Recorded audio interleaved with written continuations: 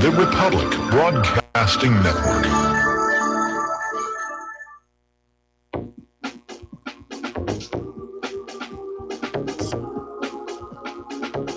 What really happened with your host, Mike Rivero, because World War III is a really bad idea. Here is your host, Michael Rivero. And aloha, America. Welcome to our show today. It is Tuesday, August 28th, 2018 here, and we've got a lot of stuff to talk about today. The phone lines are open, 800-313-9443. And a quick little reminder, tomorrow, August 29th, is my birthday. Also happens to be Michael Jackson's birthday and that of the late Senator John McCain, which I guess blows that whole astrology thing out of the water because we're nothing at all alike. But as you know, Claire and I put a huge amount of work into the website and the radio show, and we're long overdue for a rest. So we're taking the rest of the week off. We will be back here broadcasting live on Labor Day, Monday, here at RBN. But we just needed to step away. Not so much from the workload as just having a few days away, not thinking about the politics, which does get a little overwhelming at times.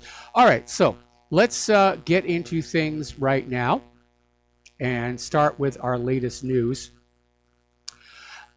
We're still seeing the aftermath of John McCain's passing, and everybody's lionizing him. In the corporate media and over at the independent media, they're basically telling the truth on him. But there was an interesting observation that came out of Zero Hedge, reminding us all that, Obama and his supporters hated and mocked John McCain, back in 2008, when McCain challenged Obama for the presidency. There was a lot of hostility going there. Sorry, I seem to have picked up a case of the hiccups. Just give me a second. All right, we're back here.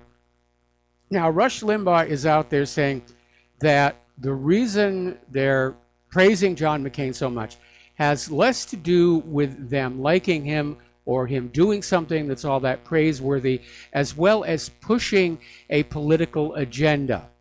And what that agenda is a little unclear at this point. But they want John McCain, I think, to be historically untouchable, because there are a lot of things in his background that were not very good. In fact, John McCain, based his political prominence on his image as a heroic Vietnam prisoner of war. But yet, during his time in the Congress, he worked very hard to hide from the public information about American prisoners in Vietnam who didn't return home. They were still kept there. And throughout his career, McCain has quietly sponsored and pushed into federal law prohibitions that keep the most revealing information about these men buried as classified documents. Now, for those of you who are Sylvester Stallone fans, the second Rambo movie, where he's supposed to go in and rescue some of the POWs and bring them out, and then he's betrayed by his own people. And there's a line at the very end, which is actually telling you what happened. At the end of the Vietnam War, the U.S. government agreed to pay Vietnam reparations in exchange for the return of the remaining POWs. Well, the U.S. government never wrote the check. And that's why Vietnam hung on to the POWs. The money was worth more to the government than the kids who had been left behind. And apparently McCain was part of that here. Now, yesterday we were talking about how the Arizona governor is looking at a very short list of who's going to replace John McCain, and that Cindy McCain, his widow, was on that short list. And there's actually been kind of a tradition throughout U.S. history that when a member of Congress dies, their wife is appointed to replace them, even though in this case, Cindy McCain has never held elected office. But as of today, it looks like Cindy McCain has fallen off the list, and Governor Ducey is basically leaning towards picking someone that Trump will be pleased with. So the Arizona governor wants to curry some little favor here, and that may mean we get somebody a little more conducive to making America great. All right, let's talk about the war zones. There is a lot going on, and I'm concerned about what may happen over this weekend when Americans are distracted by sporting events and hot dogs and days at the beach and so forth. The Russian military continues to insist that they are seeing the U.S. military putting together a strike force for a major attack on Syrian government forces to be justified by a staged chemical attack in the province of Idlib. And they've already noted the deployment of the USS the Sullivans to the Persian Gulf and the rebasing of a B-1B Lancer strategic bomber to an airbase in Qatar. The missile destroyer USS Rosk, carrying 28 Tomahawk cruise missiles, entered the Mediterranean. So right now the U.S. is positioned to launch at least 84 Tomahawk cruise missiles and 24 AGM-158 joint air-to-surface standoff missiles if it decided to strike the war-torn country. Now, left unsaid, though, is that SSGN that was reportedly in the area. And that carries 192 missiles in those converted launch tubes here. So reports are appearing that the Syrian Air Defense Forces are already preparing to repel an expected U.S.-led missile strike by deploying additional specialists and air defense systems near crucial objects of the infrastructure. And I would say you might want to think about beefing up defenses around Damascus itself, because they may just go ahead and go for Assad and get it over and done with. We're going to do a shout out now to our on-air affiliates who are just now rejoining our network. So all of a sudden, everybody who's on the west side of this whole thing, they're always they're talking up chemical weapons again. You know, oh, chemical weapons against its people. And John Bolton's out there saying there'll be a massive U.S. response if Assad dares use a gas attack on his civilians ever again. I dare you to do it, Assad. I just dare you to do it out there. All right, moment of calm here.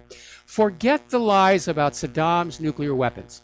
Forget that the United States has already tried to frame Assad for gassing his own people in 2013 and 2014 and how those hoaxes were exposed. Forget that Assad has already surrendered all of his chemical weapons, confirmed by both the UN and the Pentagon. Forget about the fact that all the chemical weapons that have been found in Syria recently tracked back to the United States, Great Britain, and other Western nations and Israel. Just ask yourself these questions. Why would Assad, on the verge of winning the war, use chemical weapons knowing it would open the door to the invasion Washington, D.C. wants? And if Assad were dumb enough to use chemical weapons, why use them on civilians instead of on the enemy? Bolton's story makes no sense at all, but then propaganda seldom does.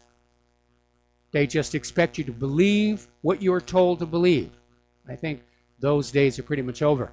France is stepping on into it. French President Macron is saying that France is ready to conduct new strikes on Syria if chemical weapons are used. That's the red line. If chemical weapons are used, we dare you to use a chemical weapon and see what happened here. Now, there was something very weird that happened in France in a town called Saumur. Gardeners employed by the town made a discovery. They went to work restoring on an old church, and behind that church are old natural caves. And when they arrived there to do the work, they saw 3 men hopping into a white van and leaving the place.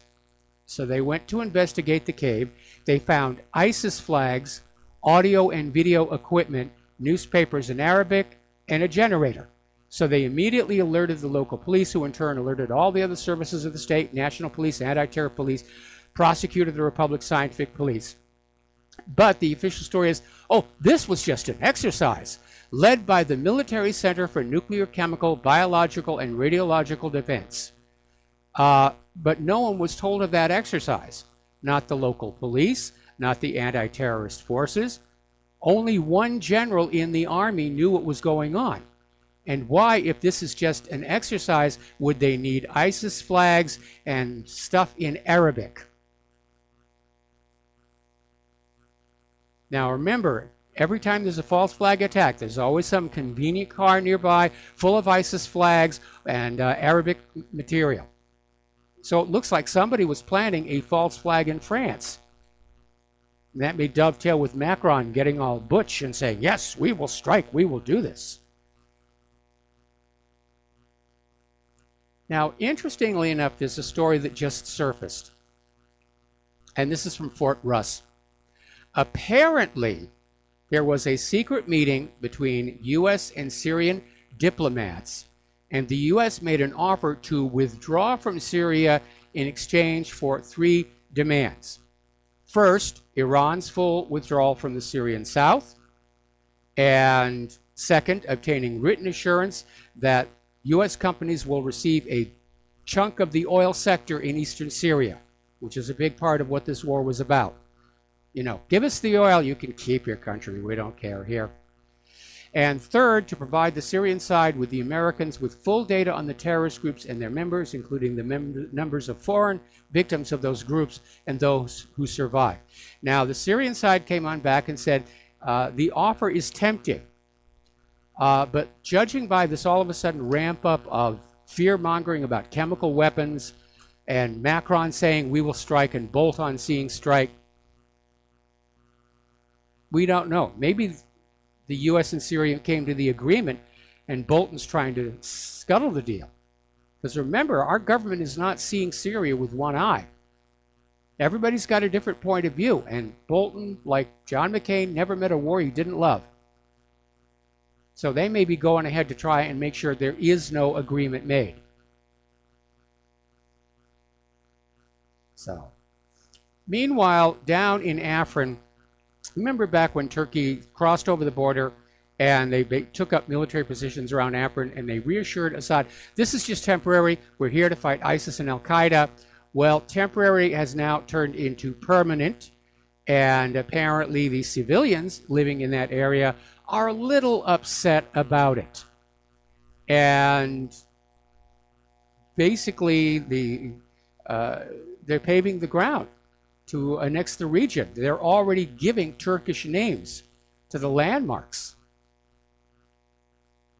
All right, we're going to take a phone call here. Keith Rogers, aloha. Welcome to the show. What's on your mind?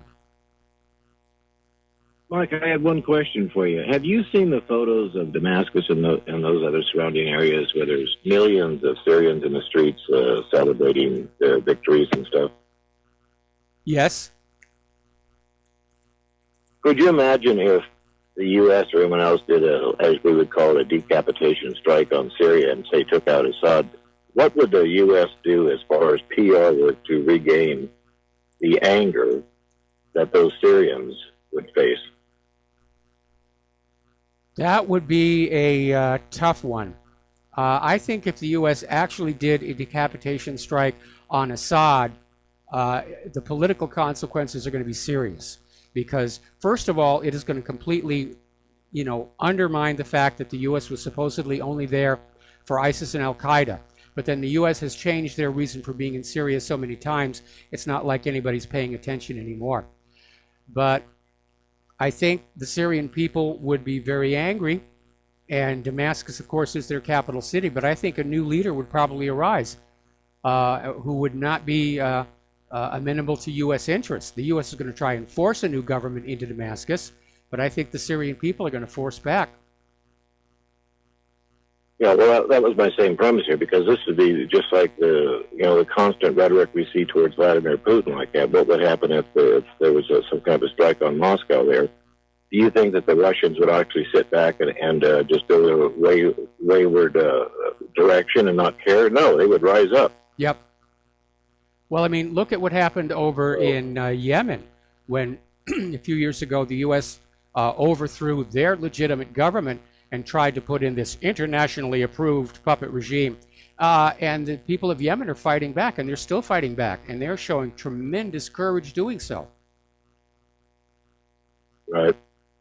I just think there's really some bad vibes I'm getting from this because of what the State Department is saying and stuff. It does not make sense to, like you mentioned there, with Assad winning and like that against all these Western-backed. I mean, when they start calling it a civil war and then they start showing all the players there, they're from, 80 or 50 or some odd different countries. It's not a civil war. Nope. It's a mercenary war. 95% of the Free Syria army were even Syrians. They're just there for the money. Right. All right, well, I just thought I'd throw that with you because that's been bugging me here because I was just thinking, with the quotes from the Syrians where they says that Assad isn't Syria, Syria is Assad. They stand behind their president, unlike a lot of Americans here with our corrupt governments and stuff that we have, that they actually stand behind there. And of course, remember the PR work that has been to villainize him about Assad doing this. Briefly, there's this nice Jewish kid right behind her. He's a former IDF soldier there. And I got talking to him. And I threw this at him. I said, his name's Easy. And I said, Easy, I says, you realize that Hitler didn't kill anyone? And he raised his eyebrow at me, And I went on to say that Stalin, Lenin, Mao, Bush's, Clinton's, Bush Jr., Obama, Trump, they haven't killed anyone. I says, those people who allegedly died by the millions and have been verified dead were killed by those just doing their jobs. And Easy mumbled something in Hebrew there, and I looked at his girlfriend there, and I asked her, what did he say? And she said grunts. So he knows. Yes. And this is what it is. The governments play each other against us. And I learned that back in ham radio back in the 70s there when I was talking to the Soviet Union. These people want to grow up, like you would say. It doesn't matter whether you're straight, bi, gay, or Benedict or pretzel. Everyone just wants to live. It's these governments that got to keep us fighting. Yep. I just want to share remember something about happy birthday. Well, thank you very much here. But I mean, if you think about it, there's this little country, Syria, and yes, they had help from the Russians later on, but they basically have held off the military might of the United States. And it's changing the balance of power in the region because the U.S. military is no longer seen as invincible. They're seen as dangerous. Yeah, certainly. And remember, do you remember when that UK plane went down and they found out they had those, I don't know if they're MI6 or what, the Syrians had captured those British agents? Yeah.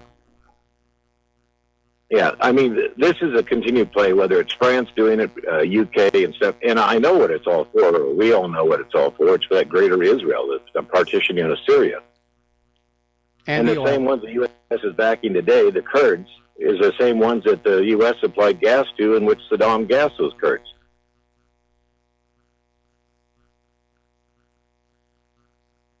So. Okay, well. Anyway. Yeah. It is a mess out there. I mean, we've been following it now for 24 years here. I mean, with this birthday, it's officially, I've spent a third of my life doing this, the website, and I've been doing the radio show now for, 11 years here and there. Anyway, Keith, thanks an awful lot for the phone call, and we're going to let you go. All right, thank you. Bye. All right, bye-bye. Now, speaking of Yemen, airstrikes are pounding Houthi targets near the Sana'a airport and the capital, and on an airbase near Yemen's capital. This is all coming out through social media. More than 10 strikes were conducted against the Al Dailima airbase in Sana'a. Houthi sources have indicated the attack is in response to their drone attack on the Dubai airport, an incident which the United Arab Emirates denied on Monday ever actually happened. Now, per Reuters, Al Misra TV reported the Saudi-led coalition had struck the Yemeni airport and airbase multiple times. And of course, we are seeing this story being reported in Press TV, where Yemeni forces did launch a drone strike against Dubai International Airport, which is considered less a military target and more of a strategic economic target.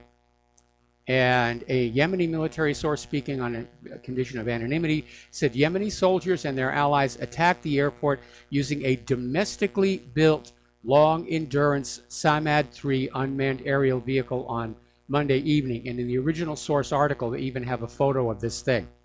It's a simple but elegant design, and simple but elegant is always going to be working here.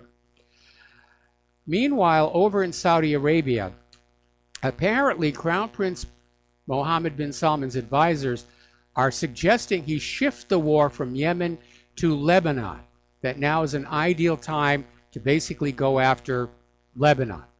So here a war, there a war, everywhere a war. We'll be right back after these few words.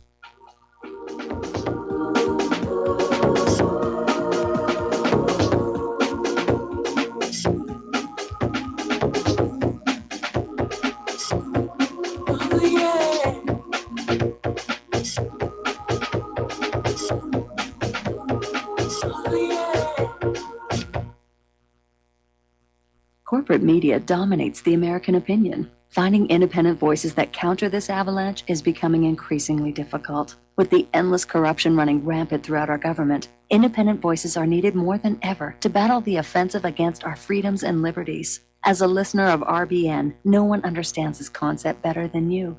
Now it's up to you to do your part. The time has come for you to take action and begin broadcasting the truth to hundreds or thousands of people every month. Sound impossible? Quite the contrary. With pointed slogans from LibertyStickers.com, you can reach countless sleeping Americans unaware that they live in a real-life wonderland. LibertyStickers.com has a huge inventory of political bumper stickers and messages that reflect the truth about our government, our politicians, and the future of America. With so many in stock, there's one perfect for you. Visit us today at LibertyStickers.com. Again, that's LibertyStickers.com. Do your part. Your voice is important. Let it be heard. Folks, we're living in a world the likes of which we've never perceived any clearer than we do now. The plan for global governance has been in the works for generations and would have likely been achieved by now but for the fact that the globalists left open their Achilles heel. With all their tools, Federal Reserve System, fiat currency, no child left behind, and then Common Core education introduced to our schools to dumb us down, vaccines, pharmaceuticals to lobotomize us, GMO foods, insertion of compromised or bought and paid for politicians, judges, mainstream media propaganda, all pieced together like a puzzle designed to ultimately bring the world under submission. But with all their strategy, they forgot one thing: knowledge. And knowledge is power. With knowledge, their bombardment is nullified. Folks, with that, as brilliant and knowledgeable as you've become, among the wisest audience of any radio audience in the world, and you are, I want you to take a moment to reflect and ask yourself, how much of that knowledge did I obtain from Republic Broadcasting Network? How high has my consciousness been raised since I've been a listener? How fast am I now able to discriminate truth from fake news by being a Republic Broadcasting listener? How clear am I now able to see the world since I've been listening to RBN? Ask yourselves those questions, folks. Then ask yourself, what is that knowledge worth to me? Like my morning coffee, how would I survive without it? A voice of truth in a sea of lies. Do we not all need to make sure it survives? Like public broadcasting, we are now finding we can only survive with listener support. Censorship, advertisers being attacked, truth itself being attacked. It's the only way through this. We at Republic Broadcasting humbly ask you to become a supporter. Look at your budget and make a determination of what Republic Broadcasting is worth to you and what you can afford on a monthly basis. Go to republicbroadcasting.org and pledge 20, 30, 40, 50, if possible, 100 a month or more if it's affordable. Click the donate button and become a regular monthly donor. Assure both us and yourself that Republic Broadcasting truth will continue to flow like that morning coffee. The network thanks you. When all this twisted steel was swept away, did these remaining holes reveal what's really happened? And aloha, America. Welcome back to our show here. Now, Iran, as you know, has declared that it is in control of the Persian Gulf and the Strait of Hormuz. And they're saying there's no need for the naval presence of alien countries who don't actually live there. And he's saying Iran can ensure the security of the Persian Gulf and everybody else can go home. And Iran is pledging that friendly and neutral ships will have unfettered access to these vital waterways into the oil-rich regions here. And having outsiders operating nuclear-powered ships, warships in the Gulf creates potential environmental problems, not just for Iran, but its Arab neighbors. Now, whether this is going to work or not is really dependent on all the other nations that border these two Gulfs, because they may lean on the side of Iran for a very simple reason. They have been watching the U.S. government throwing sanctions left and right, and realize they could be hit anytime the idea pops into Donald Trump or Netanyahu's head. So they may choose to unite for the protection of their own coastal areas here. Now, France has now postponed all non-essential travel by diplomats and officials to Iran. So things are heating up. And it may be connected with this other story where Iran has arrested tens of spies working in government agencies. And apparently it's a roll-up. And so they're basically catching all these assets. So it's not going to help calm things down here a little bit. And of course, from the U.S. point of view, they want to go into Iran. They've made that very, very obvious. But they've got to make it look like it's Iran's fault, that Iran struck first. Now, the other day we were telling you on how Iran had gone to the International Court of Justice in The Hague, which is the highest court on earth. It's a court of nations. It's part of the United Nations. And they had asked the court to lift these sanctions by the U.S., saying that it violates a 1955 treaty. And again, nobody's surprised when the United States violates a treaty. But Trump breached the treaty when he reimposed the sanctions after unilaterally withdrawing from a multilateral nuclear deal. Now, U.S. State Department lawyer Jennifer Newstead is telling the International Court of Justice that it lacks prima facie jurisdiction to hear Iran's claim. In other words, the U.S. is saying the International Court of Justice and the United Nations have no jurisdiction. And she went on to say the U.S. has the right to protect its national security and other interests. Now, there's a cute little phrase. National security? Yeah. Every nation has a right to protect its national security. It's what's hidden inside that other phrase, the other interests, that should be made a little more transparent before we decide whether or not the U.S. has a right. For example, if the U.S. wants to capture Iran's oil, do they have a right to do so? No, not really. They can do it, but they don't have a right to do it. Now, over in Libya, in a harsh reminder that nature abhors a vacuum, apparently Libya is erupting into violence as rival factions battle each other on the streets of Tripoli, basically trying to fill that void left when Muammar Gaddafi was taken out. And it's another good example. When Gaddafi was there, Libya was beautiful, a very high literacy rate, the gold dinar, massive waterworks, the greening up of the country. And then we take down the leader and let the country descend into anarchy. And it's another nation destroyed. I would sure love to live in a world where we don't have to learn our geography on the basis of who bombed who last night. That's what I would like. Now, here's an article came out of Zero Hedge. And basically it's talking about when Fox News host Tucker Carlson asked Donald Trump last month why he should send his son to die defending Montenegro, who's NATO's newest member. And the president came on back and said that, well, we shouldn't be willing to sacrifice their lives for such a trivial ally. But there's a problem.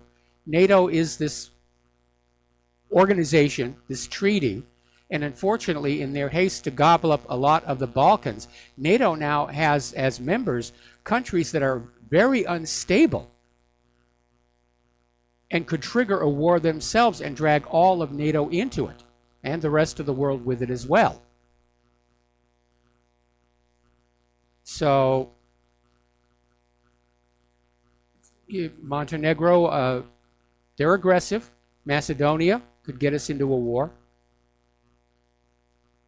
It's amazing how all of these movers and shakers, the people who are running the world, don't really think long term. It's always this immediate objective. We want more nations in NATO. We want to encroach on Russia. And then all of a sudden you find that those new nations may be a liability. We're going to take another break for commercials, and we'll be right back.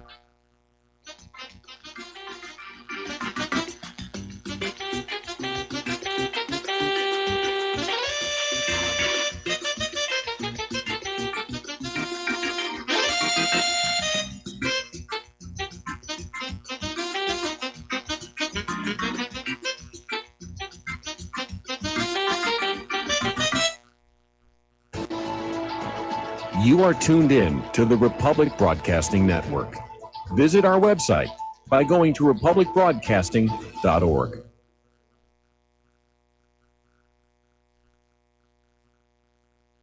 Homeowners, if your lender has gone out of business or sold your transaction to another lender or servicer, you may be the victim of a wrongful foreclosure, resulting in the loss of your home. If you've already lost your home, are in foreclosure, or even in good standing, you can challenge the mortgage transaction's illegal issue, and your property can be restored to you, and your foreclosure can be stopped or reversed, and the mortgage transaction declared unenforceable. State laws, U.S. title codes, the Uniform Commercial Codes, and U.S. Supreme Court rulings have upheld that defective mortgage documentations can reverse or stop foreclosures and enforce property title claims in favor of the homeowner.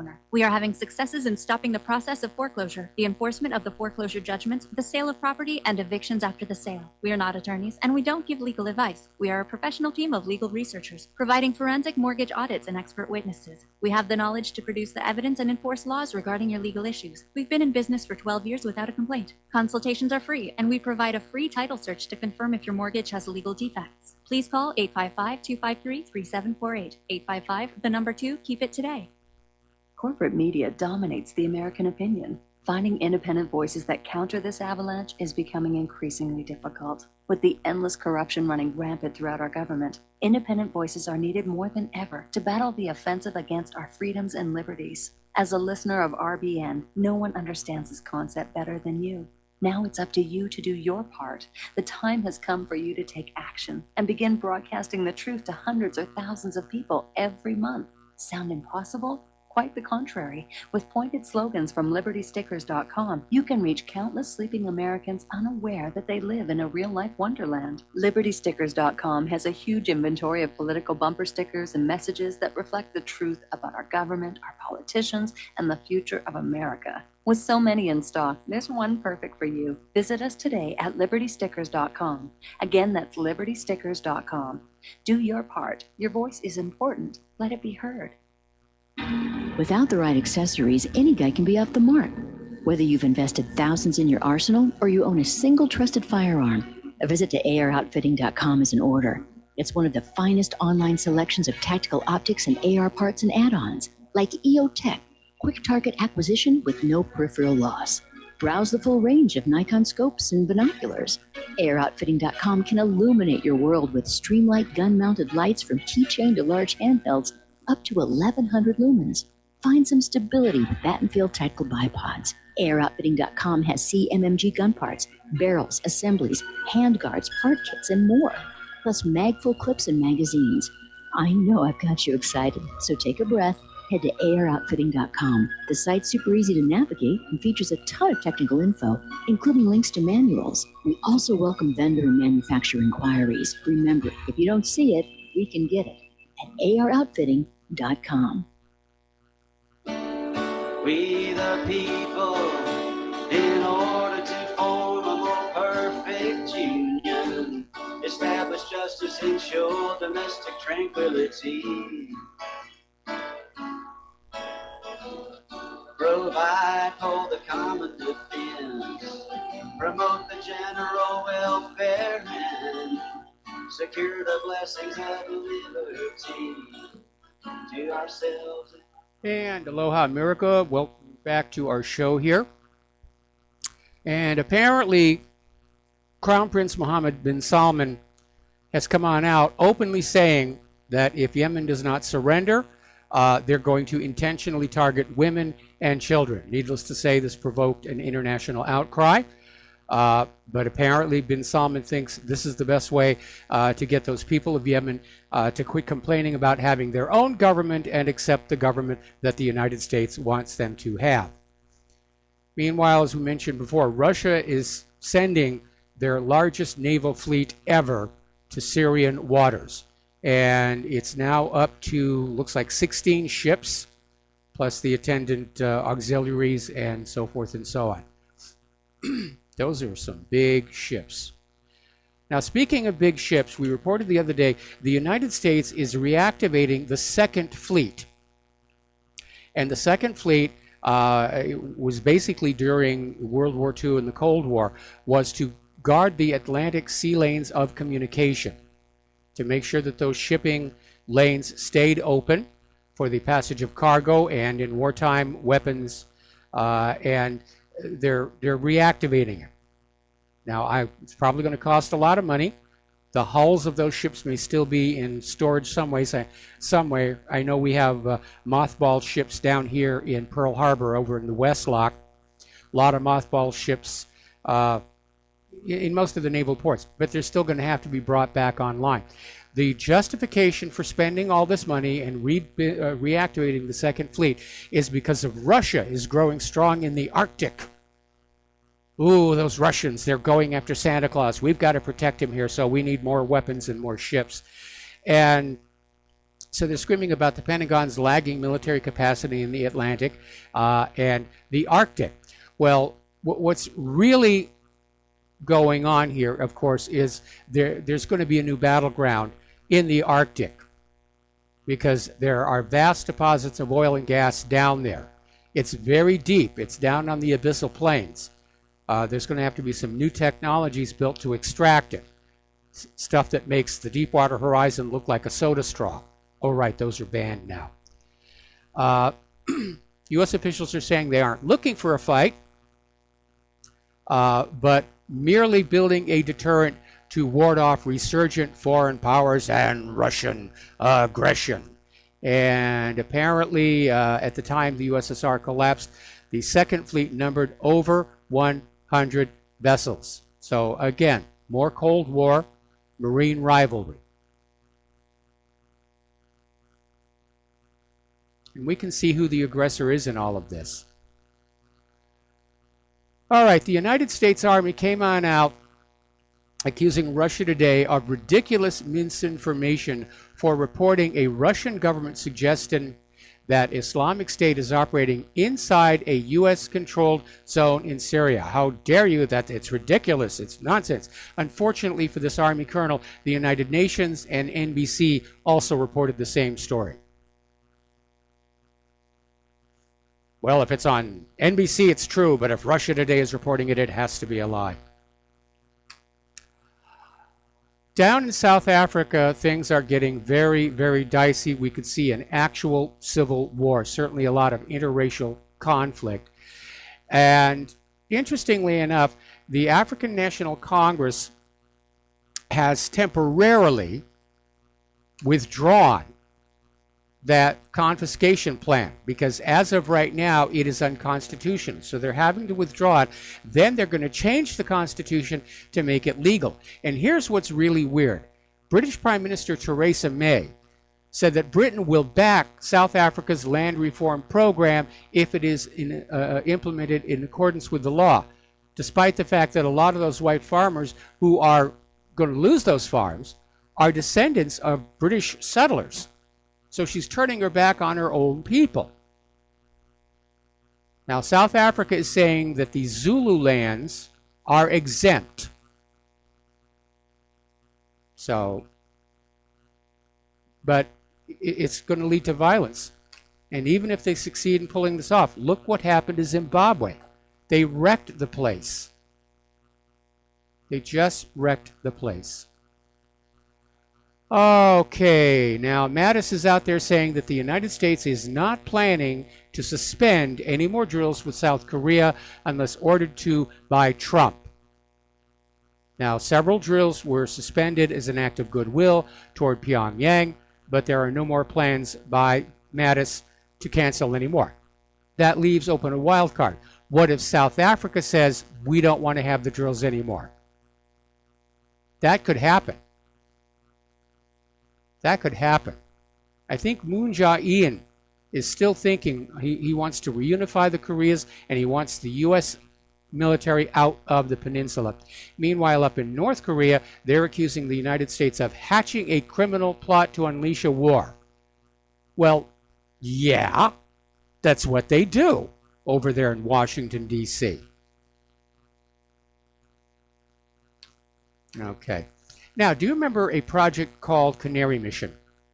Now, Canary Mission was an operation, was an anonymous website that aims to tarnish the reputations of any U.S. supporters of Palestinian rights. If you come on out and you say Palestine has a legitimate right of return, or the Palestinians shouldn't be starved, or the Palestinians shouldn't have their land stolen, then your name gets put on this website and they dig up all the dirt that they can on you to try and smear you and wreck your career. Now, in Al Jazeera's censored investigative film, The Lobby USA, remember, it's not going to be shown, but bits of it are leaking out. And the Electronic Intifada is releasing segments it has obtained, and one of them names Adam Milstein as the Canary Mission funder. So he is the guy who's out there with this well-funded smear campaign.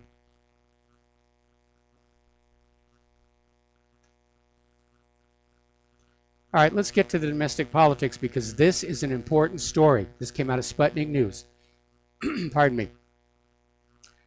A Ukrainian political consultant has revealed that former MI6 agent Christopher Steele sought and paid for researchers in Ukraine to concoct fake stories about Donald Trump prior to his election as U.S. president to use in the now infamous dossier. In other words, according to this Ukrainian, the stuff in the dossier was just made up.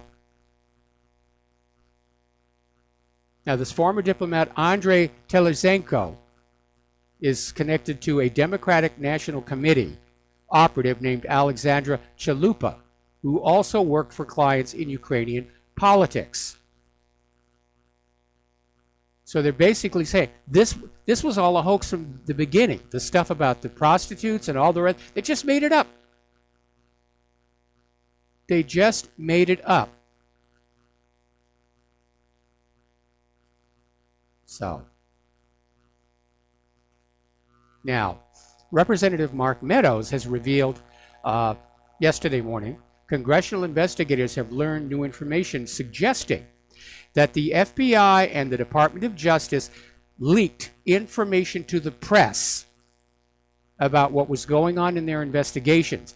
Then, when these anonymous leaks were published as press stories, then Mueller used those press stories as, quote, confirmation, a second source, to get the FISA court to issue the warrants on Trump advisor Carter Page.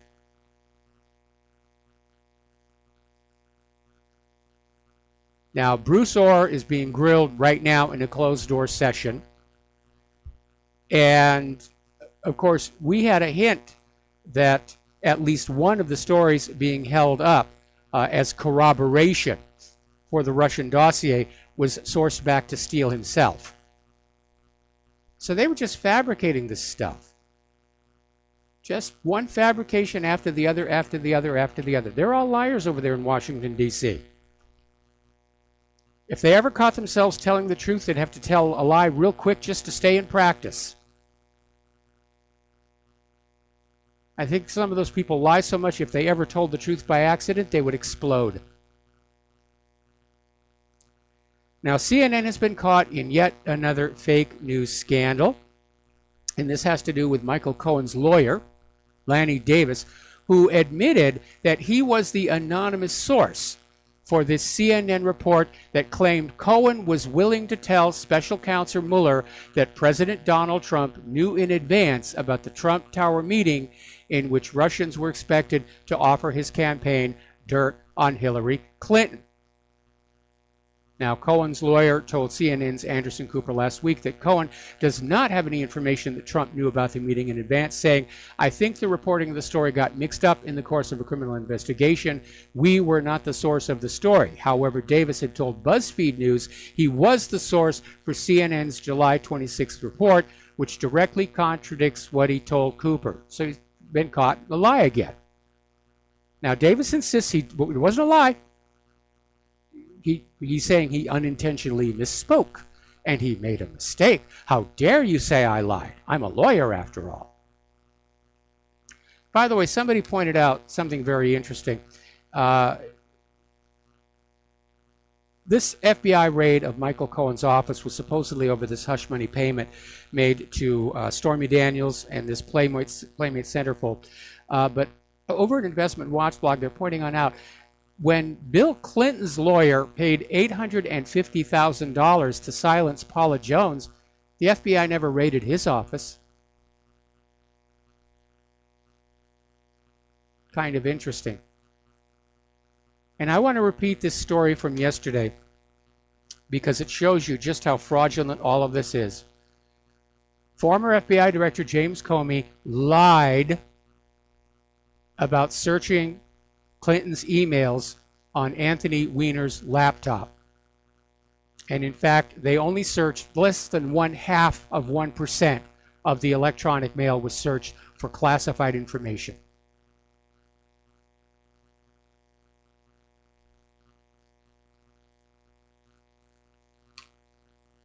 This whole thing's just entirely crooked here. Now, there's a new wrinkle on Hillary's private email server.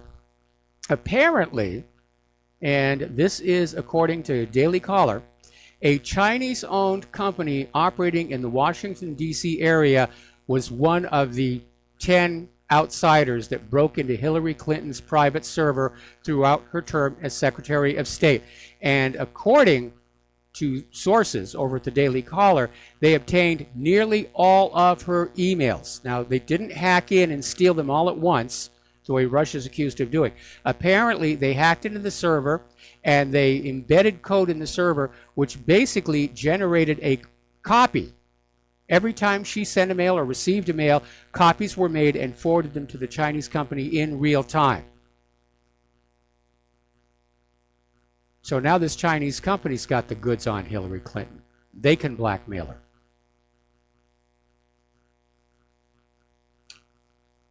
Obviously an intelligence operation. Remember when Guccifer was testifying about being inside Hillary Clinton's email server, he said, first of all, it was very easy to get on in. And second of all, while he was there, he saw at least 10 other IPs just prowling around looking at files. Now, when I was a kid, which was a long time ago, the Republicans had the reputation for being the warmongers. They wanted to go to war. They wanted to go to war. And the Democrats were always, no, let's work on peace and,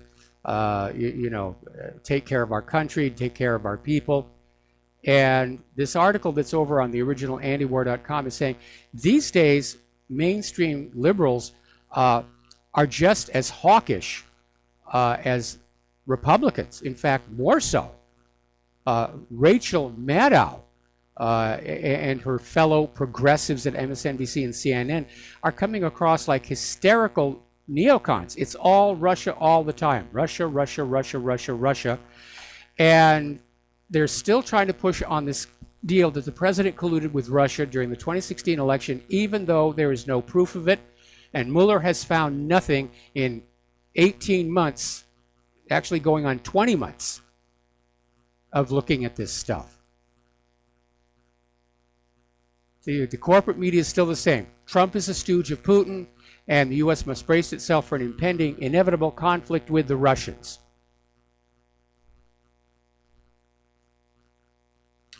Now, as I mentioned yesterday, polls are showing they're not getting a lot of traction with all of this nonsense.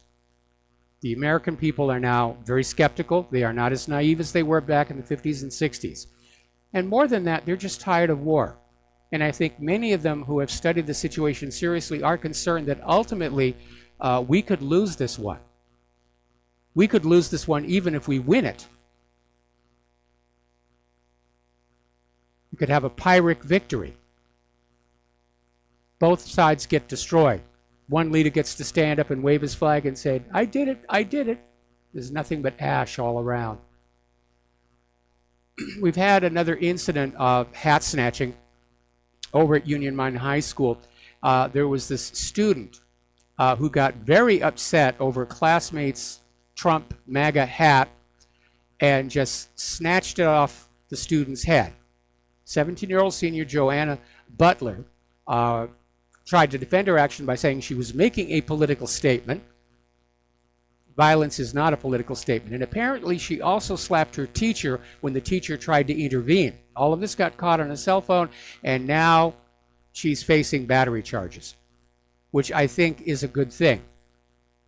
because this encouragement of violence against conservatives has got to stop. Now, do you remember back when Trump was campaigning and there were all these celebrities who said they were going to move to Canada if Trump was elected? And up in Canada, they were saying, oh, we're printing up all these extra visas and residence permits and all the rest of it. We had people like Bryan Cranston and Samuel L. Jackson, Lena Dunham, Neve Campbell, Cher, Miley Cyrus, Barbara Streisand, Neo, Amy Schumer, Chelsea Handler, Whoopi Goldberg. Not one of them ever actually moved. They're all still here in the United States of America. Golly gee, golly gee, golly gee. Okay, we're going to take a break here, and we'll be right back.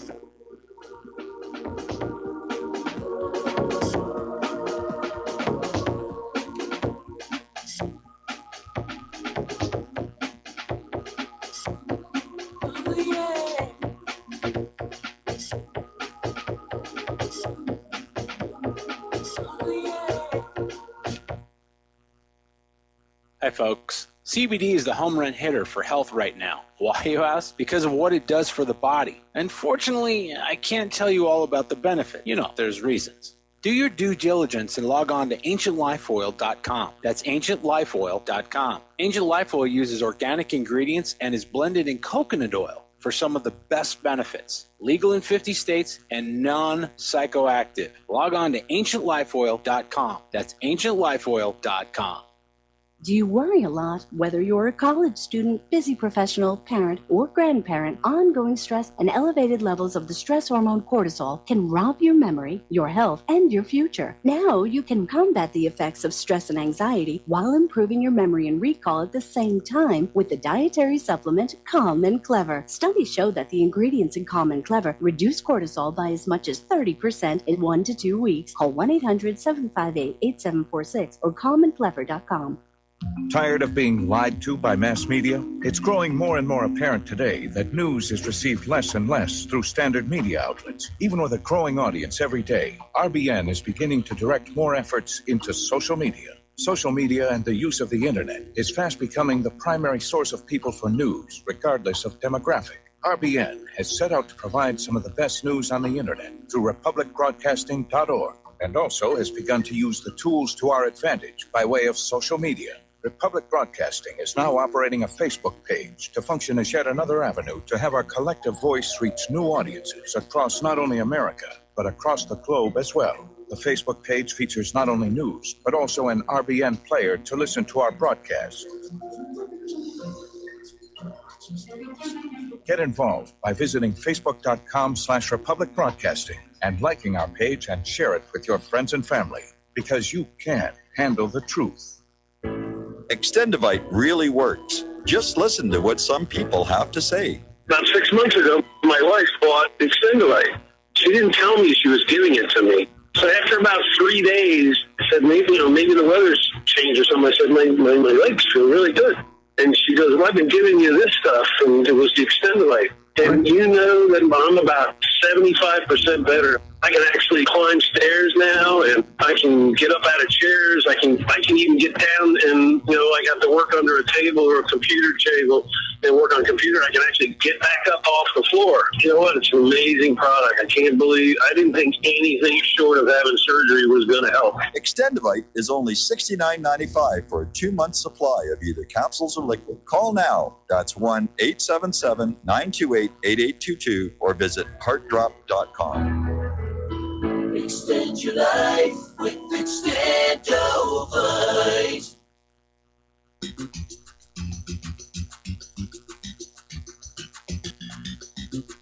Welcome to What Really Happened Radio. Visit us online at whatreallyhappened.com. And now, set your eyes on the future and let's consider what really happened. And aloha, America. Welcome back to our show here. We're going to go right to the phones to Dustin in New Jersey. Aloha, Dustin. Welcome to the show. What's on your mind? Mike, you got B-2 bombers en route to Honolulu from Whitman. know if you heard about that yet. No, I didn't. Let me look out the window, make sure they're not coming from me. Yeah. Well, I don't see anything. They're not there yet. Oh, okay, good. Mike, you know what's crazy about the North Korea thing? We never had a peace deal. You know what I mean? Like, I wouldn't trust. I live here and I don't trust my government. So if I don't trust my government, these people shouldn't. You know, like North Korea or Russia. I mean, come on now. You know, I mean, we're all, you know, we've all been around a while, so we know the routine. So, I mean, North Korea, if they're smart, and I think they are, they know this was all a ruse. You know, because look they just decided to say, well, we're not going to deal with them anymore. North Korea could have got like 90% given, and the U.S. would give like nothing or 1%. You know what I mean? Like, it's just a that's unfortunately become the pattern of the United States. And when Kim Jong-un was having his meeting with Trump, and basically Kim Jong-un played Donald Trump, because all of a sudden Kim Jong-un was elevated to the status of a world leader, you know, equal to Trump, and at least in the eyes of the other Asian countries. But Kim Jong-un has to see how the U.S. has repeatedly done the same thing. You go to a country and you say, if you will get rid of your weapons of deterrence, we promise we will not invade. And then they invade. They did it to Iraq. They've done it to Syria. They did it to, I mean, again, all over the place. And Mike, with Turkey, I keep telling people and you to go on to the Duran on YouTube.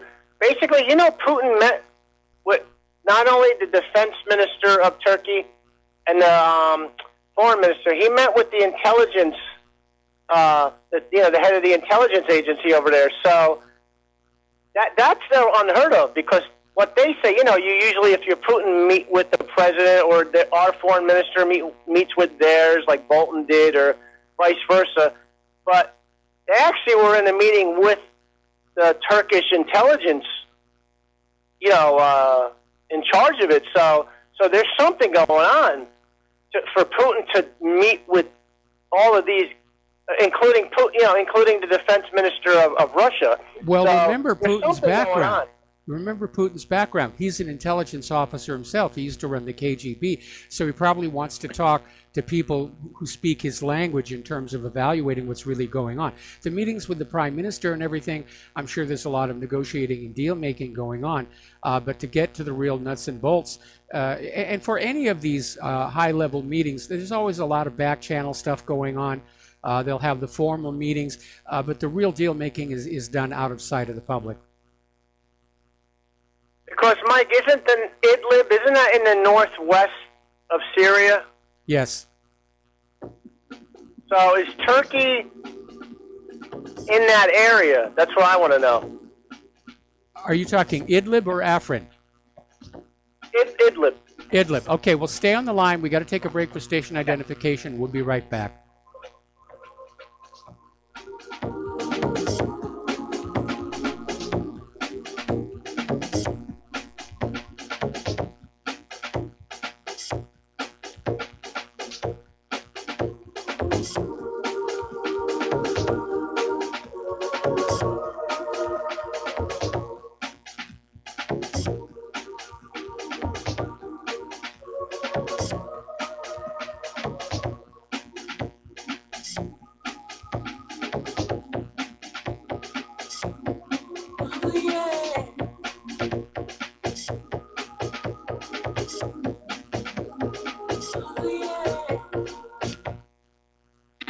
Without the right accessories, any guy can be off the mark.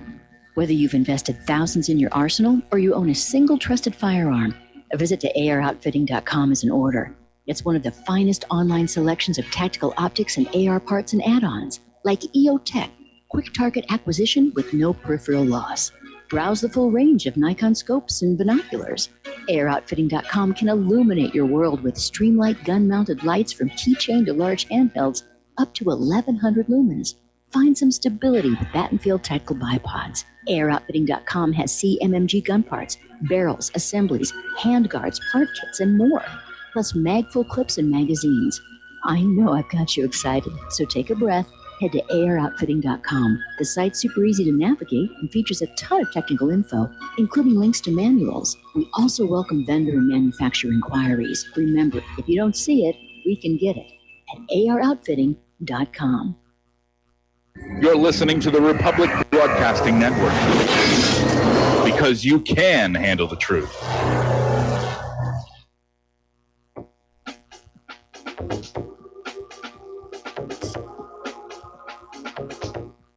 What really happened with your host, Mike Rivero. You're listening to the Republic Broadcasting Network, where you'll find out what the Fukushima's going on. And aloha, America. Welcome back to our show. Hour number 2. The phone lines are open, 800-313-9443. And we're talking with Dustin in New Jersey about Idlib. And Idlib is in northwestern Syria. It's way, way over, very close to the coast. So I don't know to what extent Turkey is involved there or has an interest there. Right now, though, with what's going on around Afrin, I imagine relations between Syria and Turkey are headed down.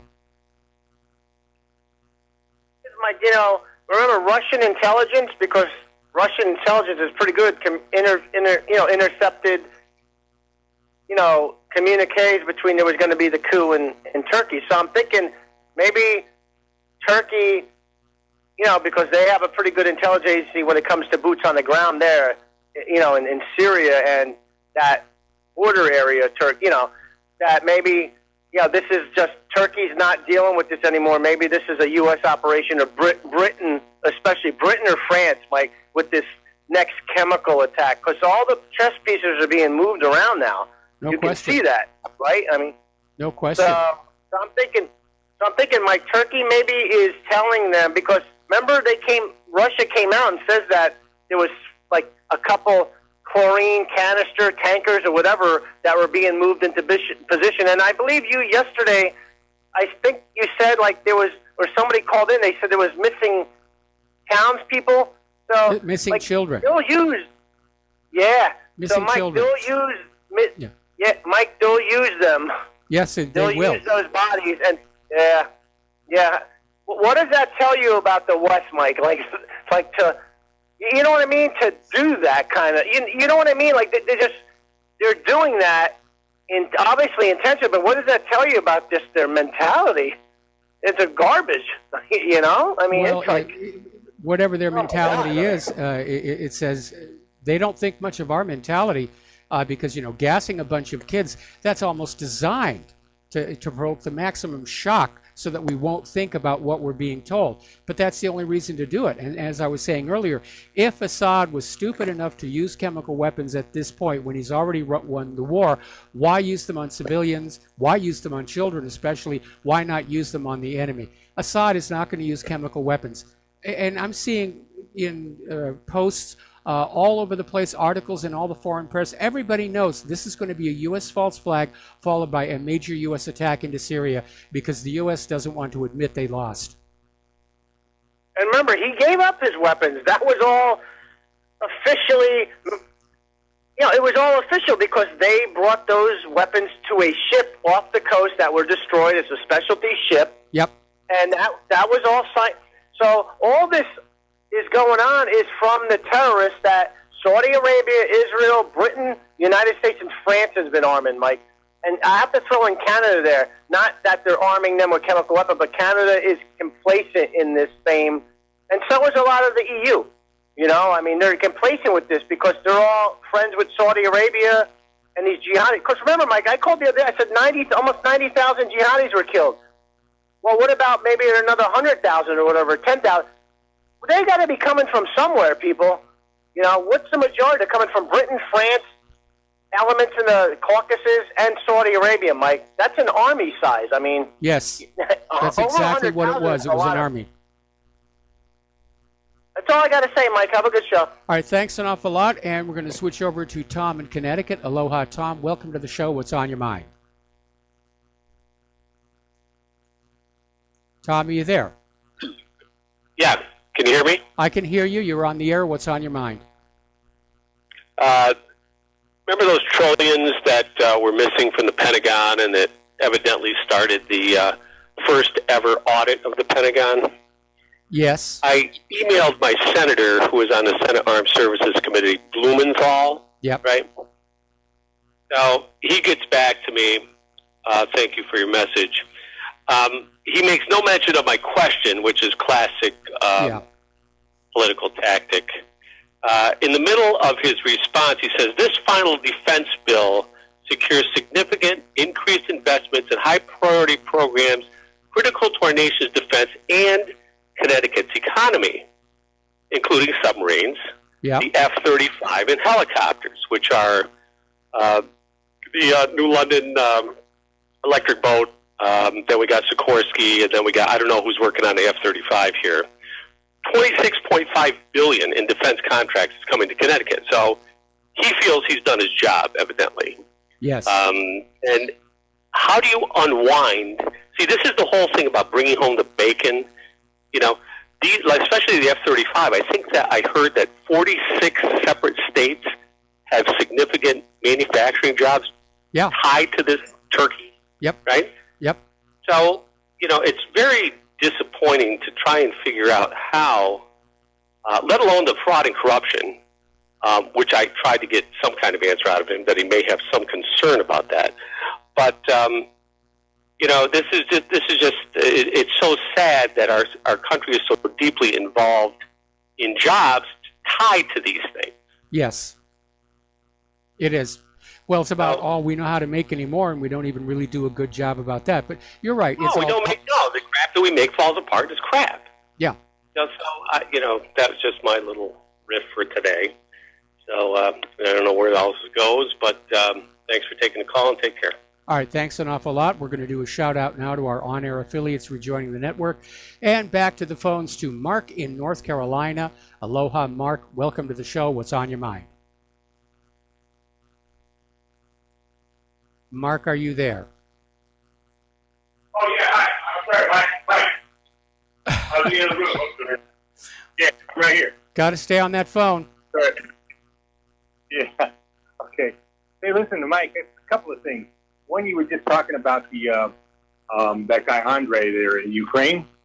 You know who wrote this story and interviewed this guy is Lee Stranahan of who's now on Fault Lines in the morning on Sputnik TV on Sputnik Radio. I mean, this guy Garland Nixon and Lee Stranahan used to be for Breitbart, but Breitbart fired him because he was too good for them. You know, he knew too much. He's still covering. He's had a lengthy interview with this guy.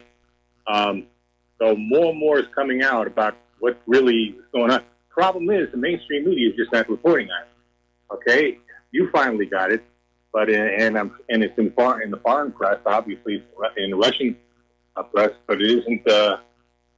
He's trying to get it out. He's trying to get. I'm trying the best I can. Every time I see it, I just share.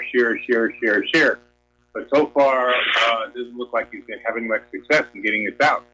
He's been working on this, what's happened in Ukraine, for over a year. That's one of the reasons he was fired from Breitbart, because they told him to basically to quash it. And also, he was talking about CrowdStrike, and they were telling him to quash that also.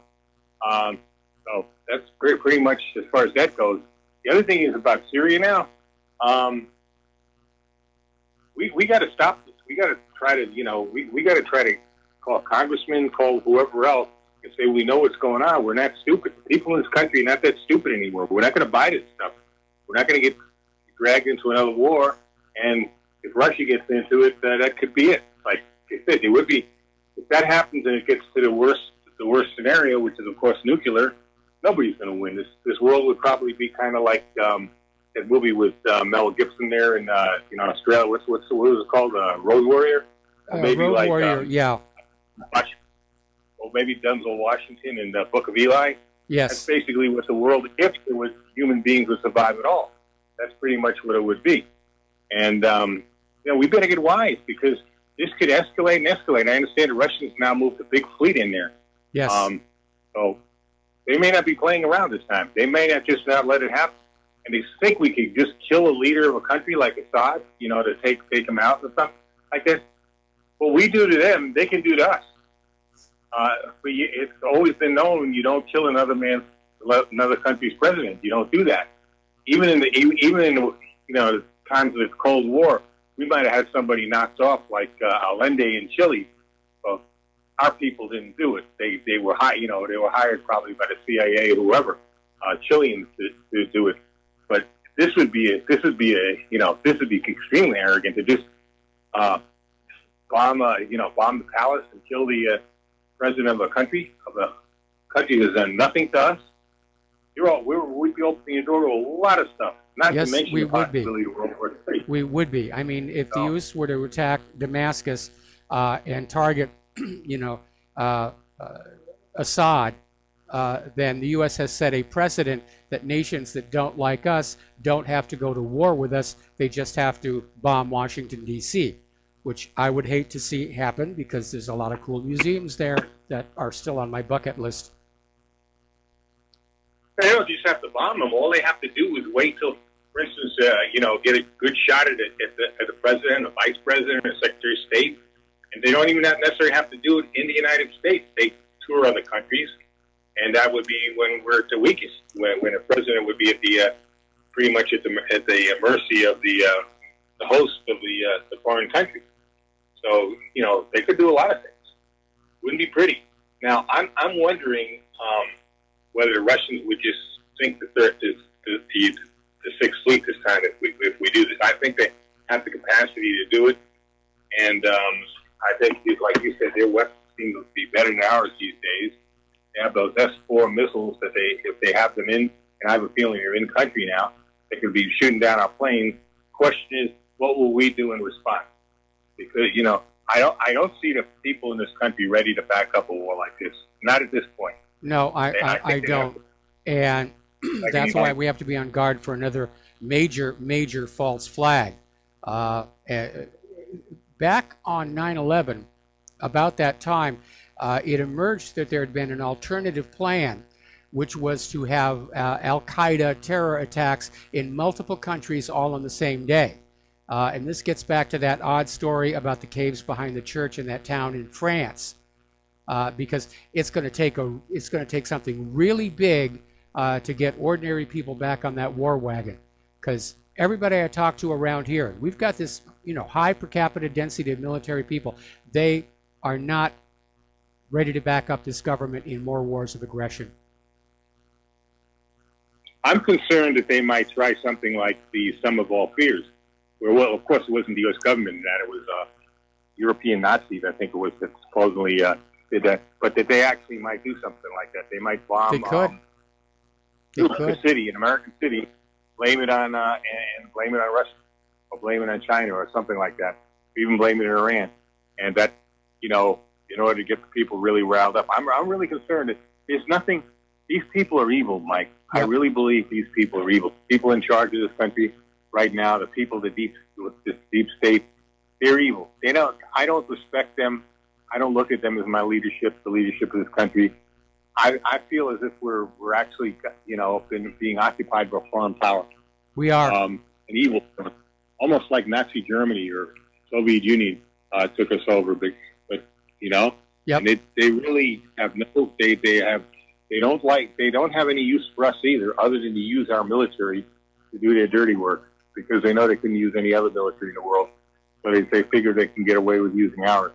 It is something we got to stand up against, Mike. We got to stop them. We cannot let them. The word has to get out. I'm trying my best. I talk to people. I push. I share everything I can. I've been threatened by Facebook a couple of times already, putting too many Alex Jones video, stories out there. I'm just doing that because I know they don't want Jones at all on this, so I'm pushing every story from InfoWars I can. But they threaten, basically that, they're not going to tolerate this. I forget their exact words, but I'm not going to stop. I'm not going to stop. You want to kick me off Facebook? I'll find some other way. I also share it with Twitter. I do everything I can. I talk to people. I tell people what's going on and pass the word. You're not going to silence us, Mike. If I have to, personally, I think if we have to speak in smoke signals, we have to send up smoke signals to communicate, we'll do it. We're not going to watch the mainstream news. We're not going to get our news from the mainstream news. Mainstream news is like turning on it, you get more news from a comic book. And by the way, I include Fox News in that also. Other than Tucker Carlson, who sometimes I watch because the guy seems to really, get it to a degree. Yeah. But other than, it's a total joke. I did see some of it today with this. I saw the other bum there, Lindsey Graham, the other warmonger, talking about McCain there because I was at the gym and it was right there in front of me on the TV, with the monitor there, with the, giving the captions and all. Yep. So, I couldn't help it. But I mean, I'm fed up with that too. I mean, I believe in God. I believe you have a soul, and I believe your soul goes to Him, and He then decides. He makes His judgment, and it's up to Him to judge whoever goes up, dies and goes to see Him at that point. However, I'm going to judge, but I will. That doesn't mean I can't judge what McCain did on this earth. And I think he was behind just about every evil the last maybe 10, 15, 20 years. He had his filthy hands in it. He was a warmonger, and he was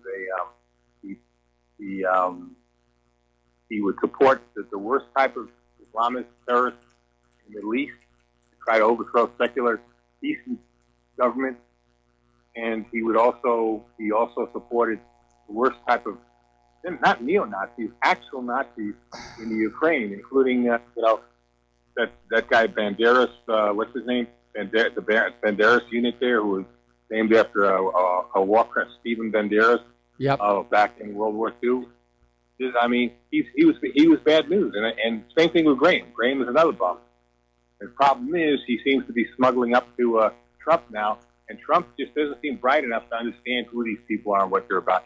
That's pretty much it, Mike. I think whatever else you have to say on here, on here. Okay.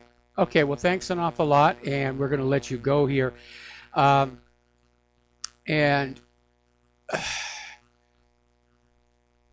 It's really unfair to point to just one person or even just a handful and say it's all their fault.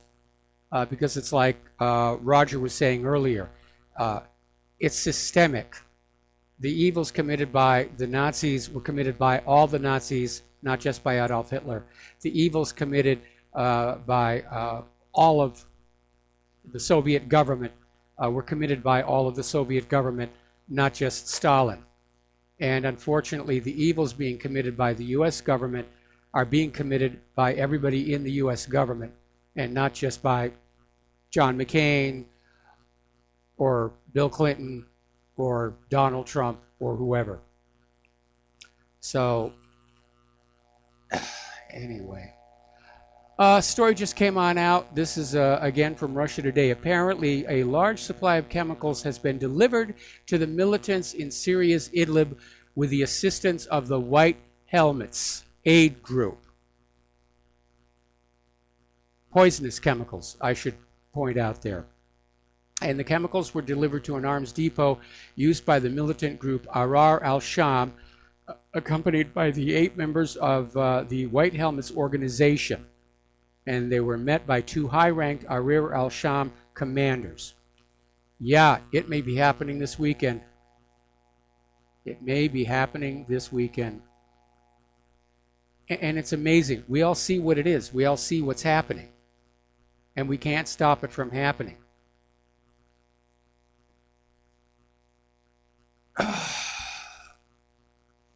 All right, let's talk about the economic news here a little bit. Story coming out of Zero Hedge on how the tectonic plates of geopolitics are starting to shift. And it starts out saying that the peak of the American empire has already come and gone. That's certainly true. Been like a year and a half, and startup companies in this country still cannot build a decent rocket engine. We're still having to buy them from Russia. Quite a bit different from the 60s and 70s when we built very good rocket engines. But the only thing holding the U.S. empire in a position of advantage, I'm not even going to say supremacy, is that dollar hegemony. But that's coming apart. Now, U.S. leaders have always used the dollar as a weapon. But recent years, geopolitical rivals and long-standing allies are coming to an increasing understanding that the unipolar role played by the U.S. in the world's centralized financial system is way past its expiration date. And yes, it is. Yes, it is. We'll be right back after these few words.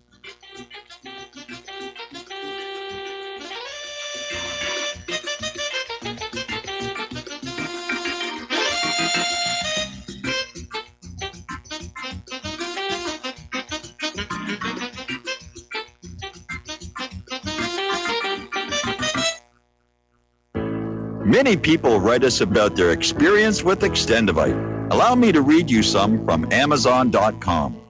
It really does work like the review says it does.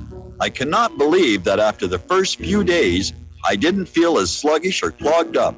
It has had a profound impact on my physical, emotional well-being. I'm skeptical as most people about products and their claims, and I never write reviews, but this is a wonderful product and I recommend it to everyone. Great product. It has brought my blood pressure from the mid-150s over the 80s to the mid-130s over mid-80s, along with diet and exercise in just the past couple of months. Excellent. Thank you, David. Tell us your story. Get Extendivite today. Call 1-877-928-8822 or visit heartdrop.com. Extend your life with Extendovite. Folks, we're living in a world the likes of which we've never perceived any clearer than we do now.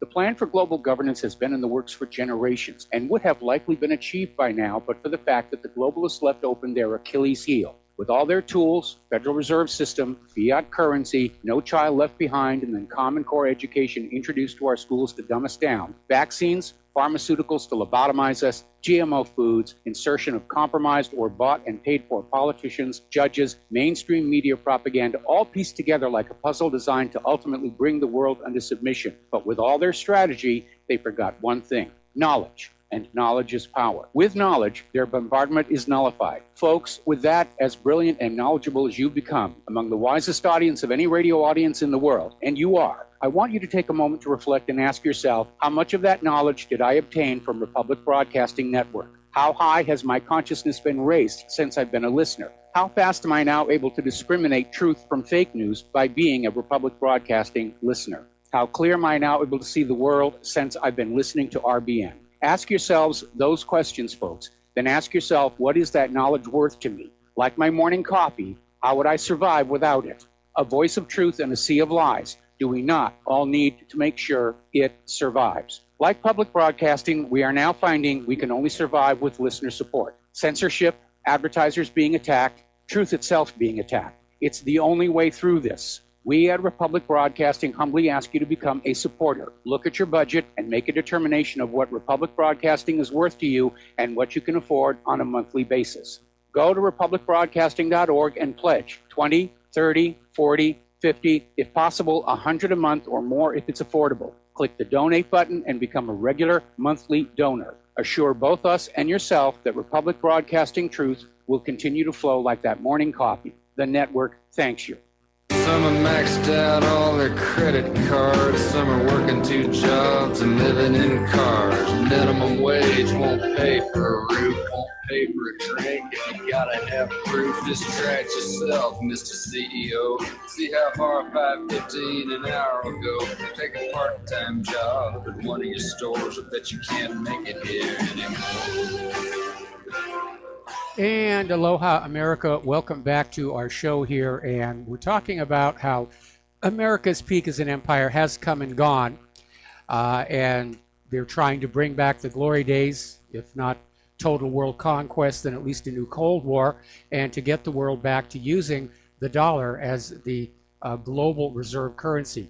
But there's really no need for that. Now, at the end of World War II, when Bretton Woods was signed, and most accounts were still being settled in boxes of paper notes or gold and silver bars, having a single recognizable global currency did make sense.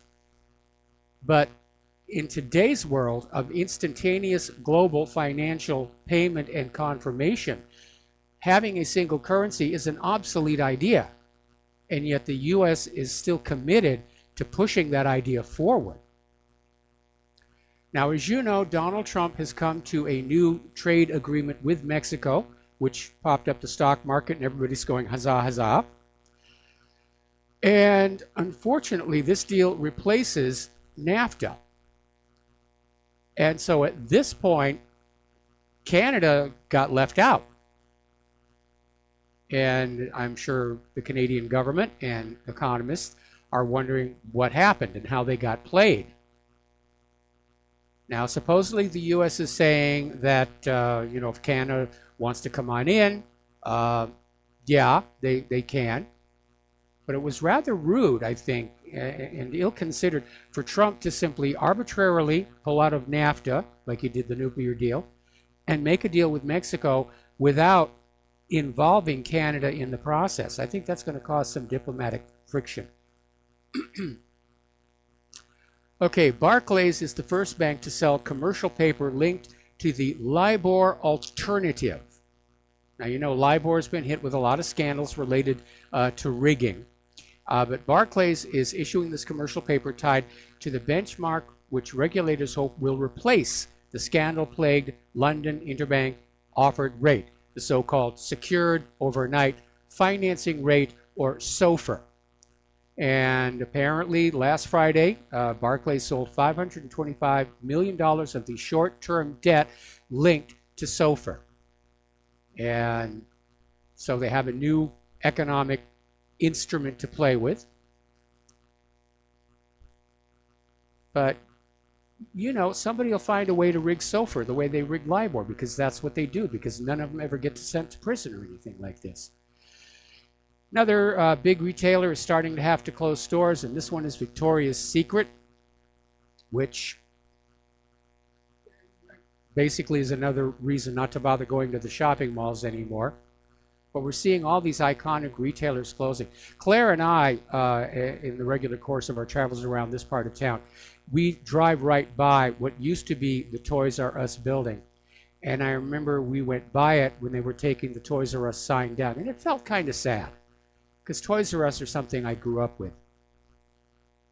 And but we're seeing more and more of these iconic retailers shut down, and you can't look at what's going on out there in Retail-mageddon and say this economy is healthy. I mean, it's great for the one percenters, it's great for the military-industrial complex, it's great for Israel, but for the rest of us, it is terrible. Story coming out, apparently Wells Fargo is in trouble again. They're looking at major layoffs, more scandals, and they too are caught up in this latest massive housing bubble. It's like they repeated the mistakes of 2007, 2008 all over again, because it makes a fast buck. Because when the 2008 mortgage-backed security fraud imploded, the bankers didn't pay for it. The taxpayers did. Yes, the Lehman Brothers went out of business, but for the most part, the banks were all saved by TARP and QE and all this other stuff, because protecting the banks and protecting the money is much more important than taking care of the American people and what's good for them. And there's more bad news here for Donald Trump. Apparently, the goods trade deficit is surging, and it surged the most in over 3 years, meaning the tariffs are working against us. And imports rose 0.9% in July, while exports fell 1.7%.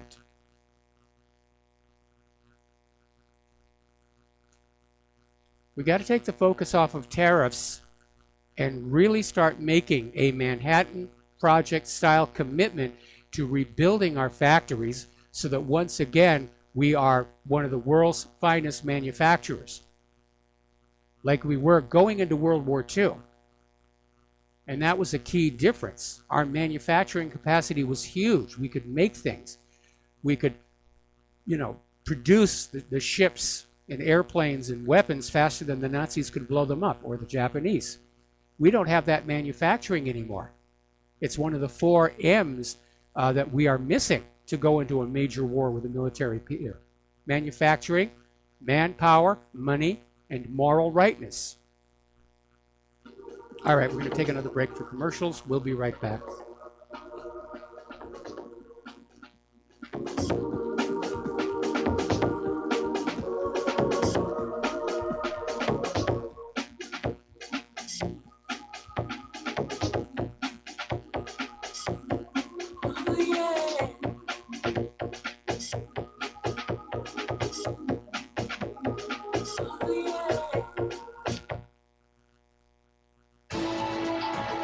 You are tuned in to the Republic Broadcasting Network. Visit our website by going to republicbroadcasting.org.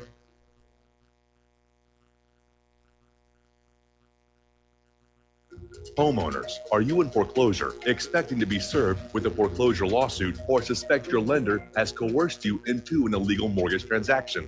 A huge number of mortgages made in the last 10 years have legal issues and are possibly defective. State laws and the U.S. Supreme Court have upheld that defective mortgage documents are grounds for foreclosure defense and for counterclaims in favor of the homeowner. If your mortgage has been sold or assigned since closing the loan, it may be defective and you may be paying the wrong party, and the lender may not have standing or the right to foreclose or collect payments under the law. If you would like to know if your mortgage is legal or not, or know if you are paying the right party, we can help. Our initial consultations are free of charge. We are not attorneys. We are legal researchers and work closely with experienced lawyers who know how to help you find the evidence to help you keep your home. Call toll-free 1-855-2-KEEP-IT. That's 1-855-2-KEEP-IT today.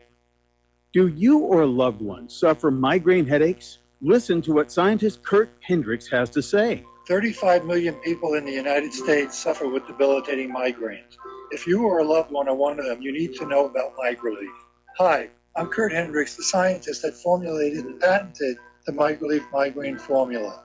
MigraLief is a non-prescription dietary supplement recommended by neurologists, pharmacists, and pediatricians to address nutritional deficiencies in both adults and children over 2 with migraines. Try MigraLief for 3 months and see the powerful difference it can make in your life, or get your money back, no questions asked.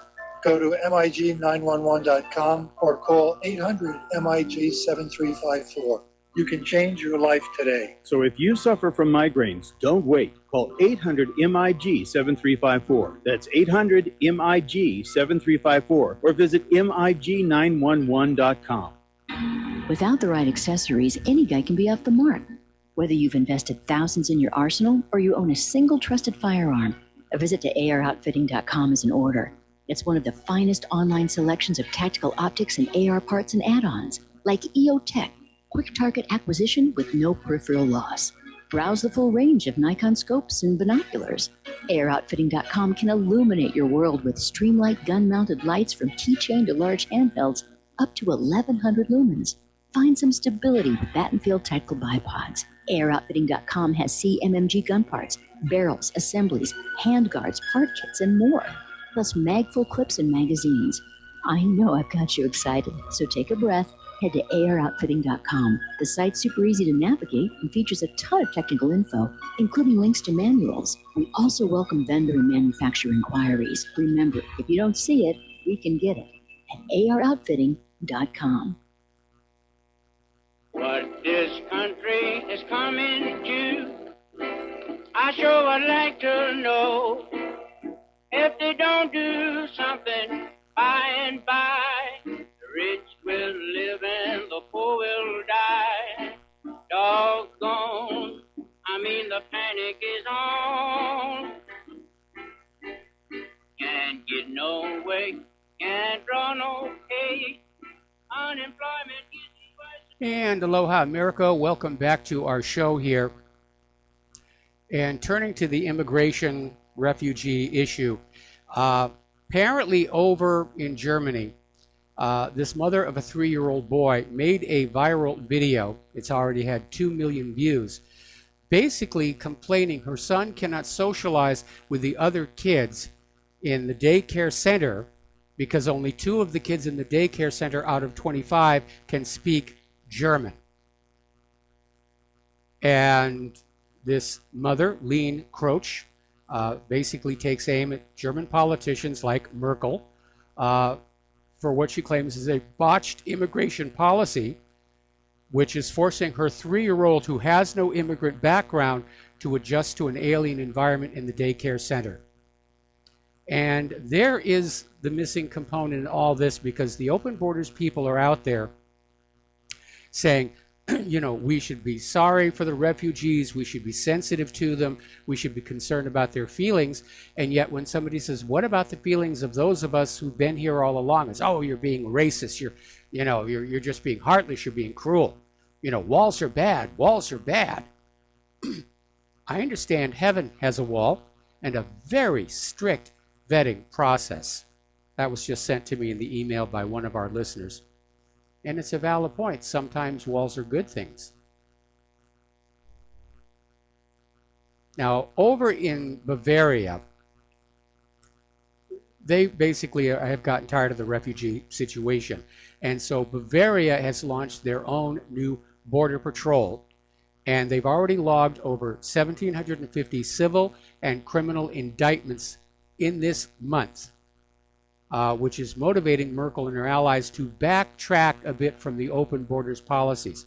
So these Bavarian border agents have arrested over 500 wanted people and stopped over 220 illegal attempts to cross the border, according to Bavaria's Interior Minister Joachim Herrmann.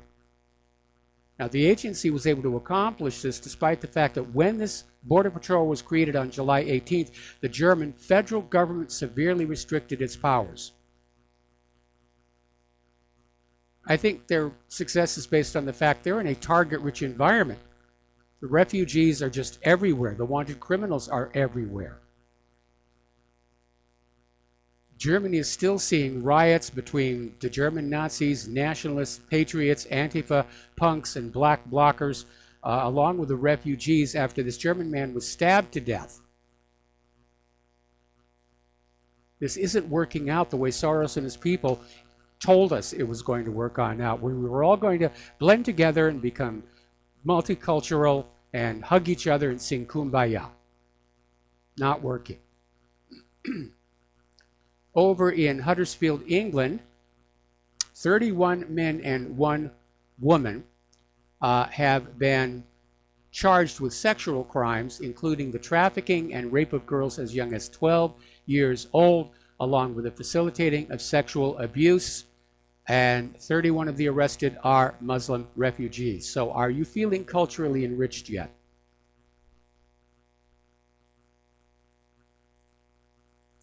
Now, getting on back to that horrible shooting down in Jacksonville, the leftists, of course, immediately leaped on it. Oh, we've got to have gun control. We've got to have gun control. And as it turns out, he was able to legally purchase the firearms up there in Baltimore because his 2 hospital stays for mental issues, he voluntarily went in. And apparently the rules governing the background checks are it only counts as a hit against you if you are involuntarily committed to a mental hospital. I think that rule needs to be looked at. And of course, it's known he was being prescribed antipsychotic and antidepressant medications. We know there's an issue with those. And of course, that area where this was all being done was a gun-free zone, which is where 98% of mass shootings occurs. Now, transgender activist Charlotte Clymer tweeted a list of gun laws from the state of Florida and just a screed about how these have got to change, these got to change. Then, of course, it turned out the shooter bought the firearms in Maryland. Now, Maryland actually has a very strict set of gun laws and a process for buying a handgun. It's very complicated. You have to be fingerprinted with the state police. You have to submit an application to the police to receive a handgun qualification license. You have to take a firearms safety course. I'm in agreement with that one. You have to verify your handgun qualification license to a federal firearms licensed dealer, submit an ATF background check, and then wait 7 days before you can purchase the handgun. A recent study from the Cato Institute ranked Maryland as the 46th worst state for gun rights, with only Massachusetts, New Jersey, California, and Hawaii as ranking as more hostile states for gun owners.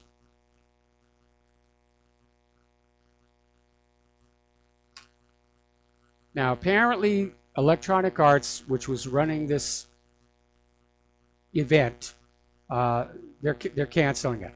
The CEO of Electronic Arts says he's going to cancel the remaining Madden Classic qualifier events after these 2 people were fatally shot and 10 others injured at the Madden NFL 19 tournament in Florida.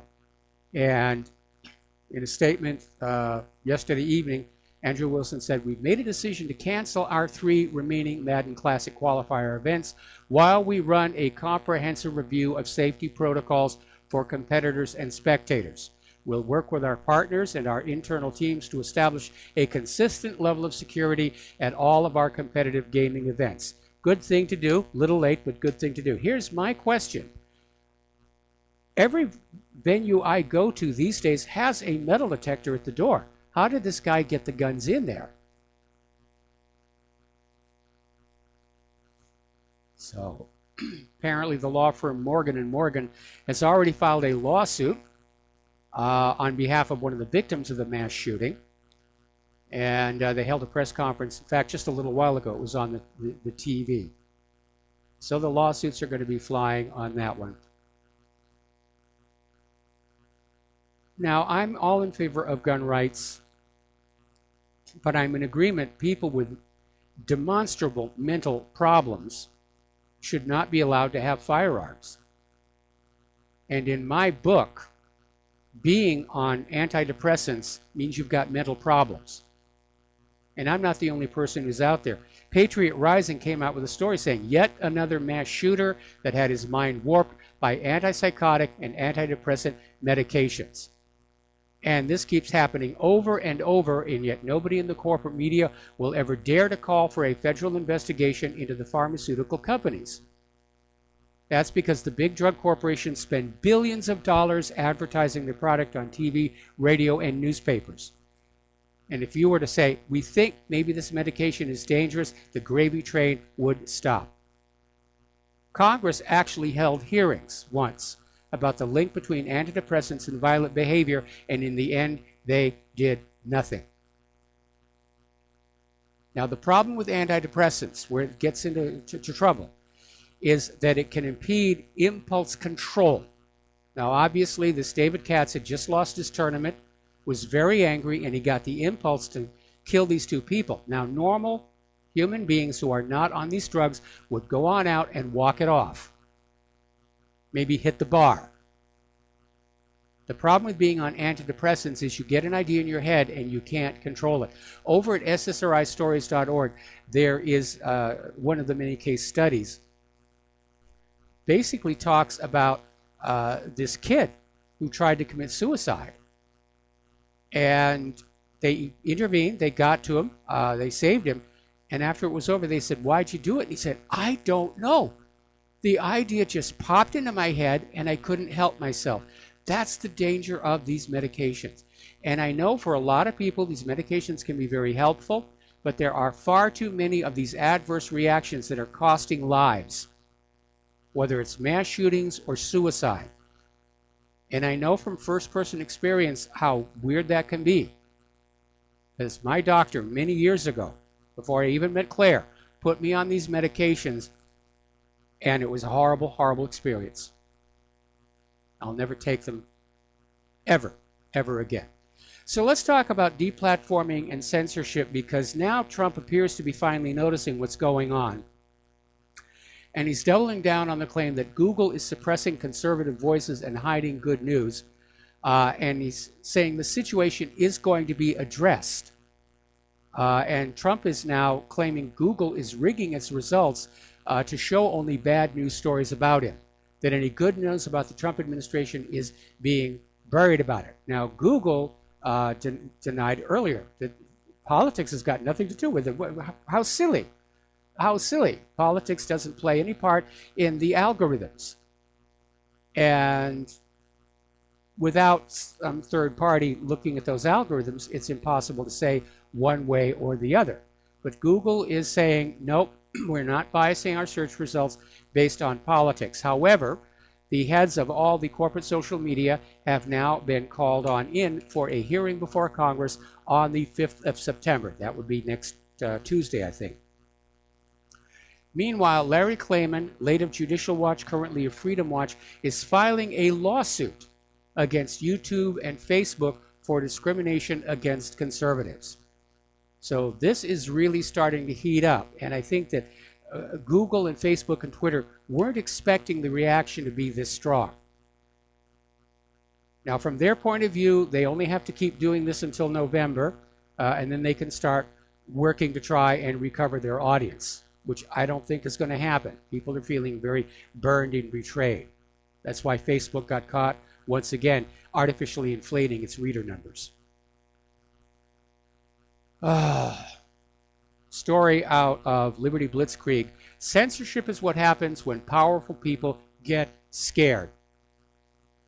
And it's all out in the open now. Facebook isn't even hiding the fact that it's outsourcing much of its fake news analysis to the Atlantic Council, a think tank funded by NATO, Gulf states, and defense contractors. So you're going to get, all the war is really fantastic stuff. And anybody saying, I think these wars are a bad idea. Oh, das ist der fake news. Das ist der fake news. Now let's take a look at the so-called community standards by which some people are allowed to tweet and some are not. Now this has to do with a guy named Peter Van Buren, and apparently Peter Van Buren has a source inside Twitter that was able to find out exactly which tweets got him banned for life from Twitter. And he tried to verify it. Official Twitter will not respond to the inquiries. So he was accused of dehumanizing several reporters, targeted abuse, using words to offend them into silence. And the whole series of threads started when Trump accused the press of being enemies of the people, followed by Glenn Greenwald reminding us how the media enables America's wars. So far, so good. So he was responded to by this Sulam Anderson, who came on out and was talking about how her father was a POW, and therefore she's got gravitas. And so Peter Van Buren came on back and said, your father's in prison decades ago has nothing to do with Trump except to allow you to falsely conflate the two and claim faux virtue from the ignorant. And then he goes on to say he spent 24 years in government service, including a year in Iraq where he was shot at and mortared. So the argument just continued to build and build and build until finally Peter Van Buren made a comment about how Solum should really be taking a closer look at what's being reported rather than just worrying so much about, reporters' appearances. And that was the one that supposedly crossed the line according to Twitter. Now, as a counterexample, Milan Ligius basically put up a tweet wishing death upon the National Rifle Association spokeswoman Dana Loesch's children. And Twitter said, that's okay. Now, there was a huge, huge backlash, and Twitter finally took it down. But there clearly is a bias there. There's a liberal bias there. The liberals are trying to become the one-state party of the United States of America. They're out for blood. They want to get rid of all conservatism. Ben Garrison's website, Graphics, has been suspended. Right now he's posting his cartoons on social media until they start blocking them there. But apparently, it's all-out war. It is all-out war. Which is why Republic Broadcasting does need your help. Interestingly enough, Brown University had put up a press release announcing a study that basically investigated if teens identifying as trans were yielding to peer pressure rather than to actual mental biological urges. We know there's a lot of peer pressure out there. We've seen it. They're out there pushing this. No, you're not a boy, you're not a girl, you're trans, you've got to be trans. A lot of peer pressure, social pressure. And so apparently trans activists complained, and Brown University withdrew the press release, which was basically pointing to this research study from its own Brown University researcher about children who experienced what's called rapid onset gender dysphoria for the first time when they were hanging around one or more other friends who had become gender dysphoric and were transgender identified. It's peer pressure, and it's having a horrendous price. Over in Colorado, a 9-year-old boy killed himself 4 days into school after being bullied for coming out as gay. Now that is a tragedy then and there of itself, and it's even more of a tragedy if it turns out that he wasn't really gay, that he just said it because he thought it was cool and it was hip and everybody else is saying it. This nation has gone absolutely crazy. It's absolutely bonkers. We'll be right back after these few words.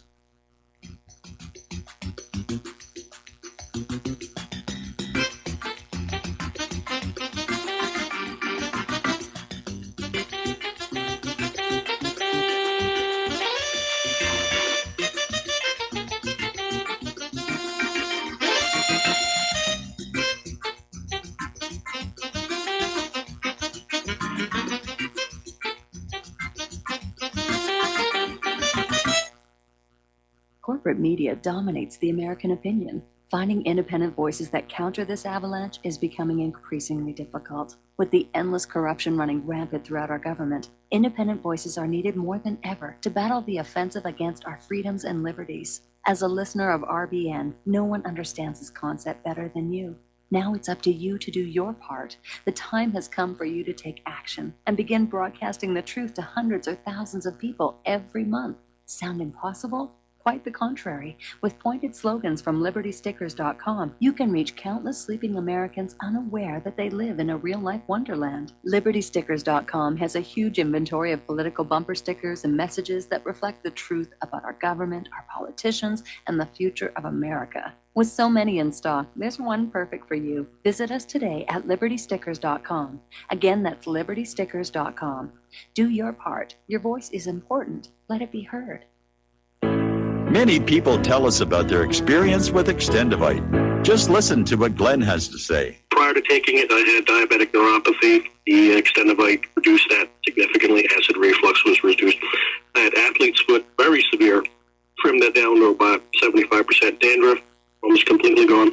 I had occipital neuralgia at the base of my skull. I was having migraines, reduced by about 90%. Heart palpitations, my heart would kind of stall out. I would skip a beat. Very uncomfortable. And when walking from downstairs going to sleep, by the time I got to the bedroom, which is just one flight of stairs, my heart was pounding, coming out of my chest. My vision was blurry. This completely solved that problem. Great product. Thanks. Tell us your story. Get Extendivite today. Call 1-877-928-8822 or visit heartdrop.com. Extend your life with Extendovite. Okay, nurse, let's get this man to the ER stat. Right away, doctor. We see this every day. Heart attack or angina pain due to blocked and clogged arteries. Chelation can remove obstructions or blockages from arteries and help avoid painful and expensive surgery. Now there's Angioprim. It's a liquid oral chelation product that you take with juice. You start to feel the results fast. Angioprim increases blood flow all over the body, and that means more energy and strength to take on the day with less aches and pains. 60 years of research has gone into chelation, and Angioprim is the result. A safe and easy way to unblock your veins and arteries from buildup that slows circulation. Paging Dr. Jones. Please report to the emergency room right away. Log on now for a special radio offer from Angioprim. That's angioprim.com/radio. ANGIOPRIM. Angioprim.com/radio or call 877-882-7221. That's 877-882-7221.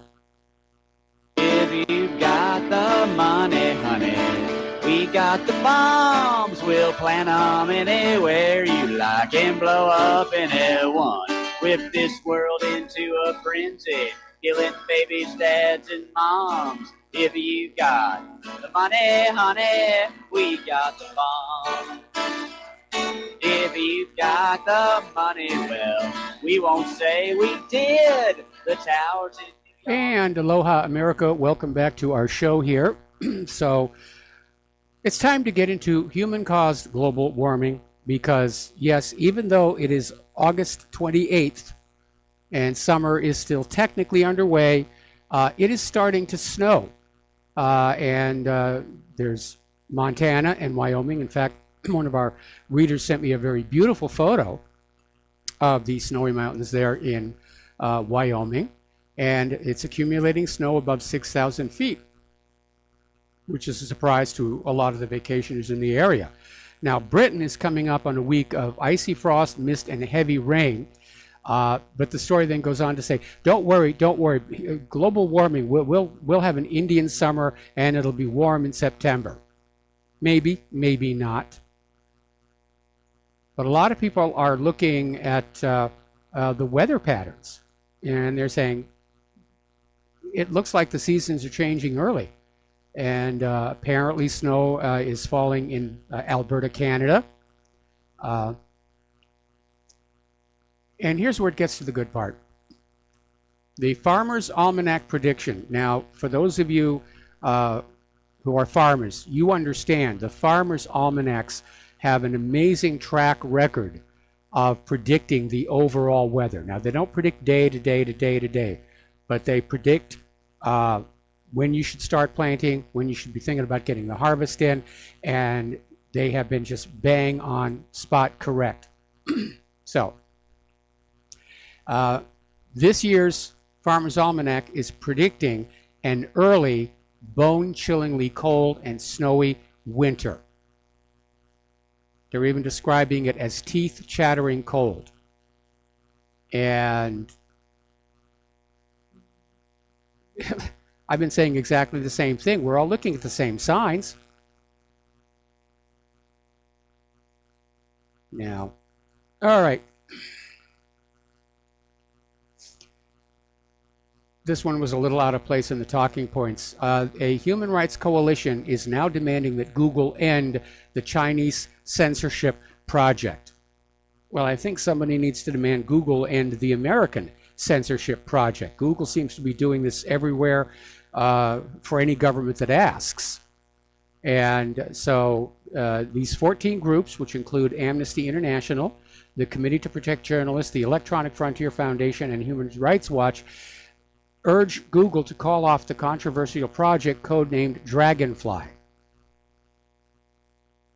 But again, the perception coming out of this is that Google is doing this only in China, and I don't think that's accurate. I think the powerful have become very afraid. They've lost control of the minds of America. They can't sell us a new war. They can't hide the corruption any longer. And they are afraid, and that's why they're trying to bring down censorship in some kind of a way where somebody can't mount a First Amendment lawsuit. All right, we're going to take a break for station identification. We'll be right back with hour number 3.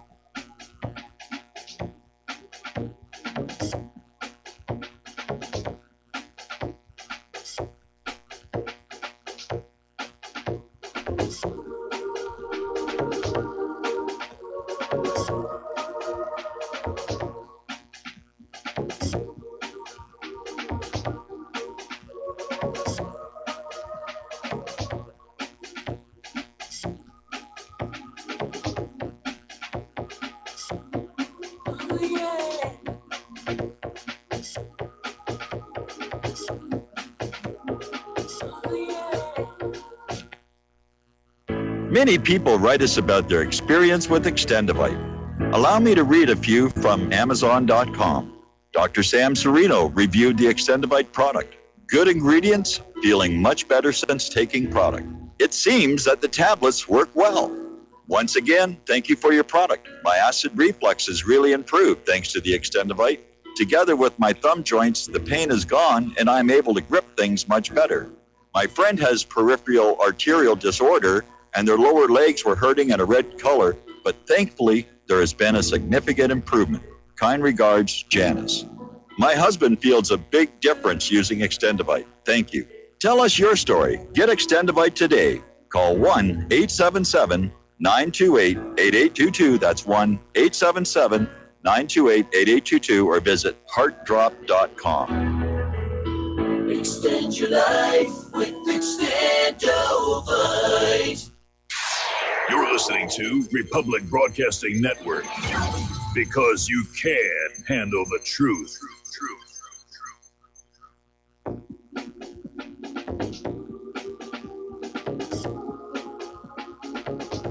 What really happened with your host, Mike Rivero, the history the government hopes you never learn. Here is your host, Michael Rivero. And aloha, America. Welcome back to our show, hour number 3. The phone lines are open, 800-313-9443. So please call on in. Help me get through this hour. And people are sending me a lot of stuff. I'm trying to process it through. Okay, this is about that indoctrination. It's a video. I'll have to look at it later here. Okay, so we just got done talking about Google being pressured to end censorship. I don't think it's going to happen. I think we're right into Aldous Huxley and George Orwell with all of this stuff. Over in the Democratic Republic of the Congo, as you're aware, they've got an outbreak of Ebola, and the death rate is starting to spike rather dramatically. And there are questions being raised. Was this an accidental outbreak? Apparently there's concern that it might be a depopulation device. And you know there are people who think having a lot of money gives them the right to talk about depopulation. And we do understand Malthusian theory holds that depopulation, or at least zero population growth, is a necessity to control a species, in this case human beings, that reproduces and consumes natural resources without limits. Now, this was a policy adopted early on by the communists, as far back as Marx and Lenin. And then you had Edward House, Woodrow Wilson, Kissinger, and Bill Gates, Al Gore, and so forth. And I understand there's a population problem. There always will be, because sex is much more fun than dying. But there are really only two ways to depopulate the planet. War is one answer, and disease is another. Now, the advantage of war is that you get to decide who dies. The disadvantage of war is that not much is left for those who are still alive, unless you're using neutron enhancement weapons. Disease is another. But diseases have been indiscriminate. They go after everybody. But there has been talk about ethnically sensitive pathogens going back for several years now that were developed, where you could drop these germs onto a country and only people of a certain ethnicity would get sick and die. Whether that's really out there or deployable, we don't really know. But there have been questions about Ebola ever since it first emerged. Nobody has ever found a natural reservoir for it. They don't know where it comes. Now, it's a single-strand RNA filovirus. It mutates quite a bit because of the way RNA folds back on itself and loops it around. But this article appearing in Zero Hedge is raising the possibility, is this the start, or at least an experiment in depopulation using Ebola in Africa? To which I would add, look at all the other Ebola outbreaks that took place in Africa. They were always in these very, very remote places, hard to get out of. So it was contained until it burned itself out. There was only one time when somebody got from an infected zone to a city, and that was this nurse Mayinga, who got into Kinshasa. But by the time she reached the city, all of a sudden she was non-infectious. Now, this Ebola seems to have a lethality rate somewhere around 50, 60%. So it's not the Mayinga strain, which was 98%. And they're all over the place with this thing. The Ebola restin virus is absolutely harmless to humans, but it will wipe out monkeys. So is somebody implementing National Security Study 2000? We know a lot of very powerful people think that there are too many human beings on this planet, including the ones who put up the Georgia Guidestones.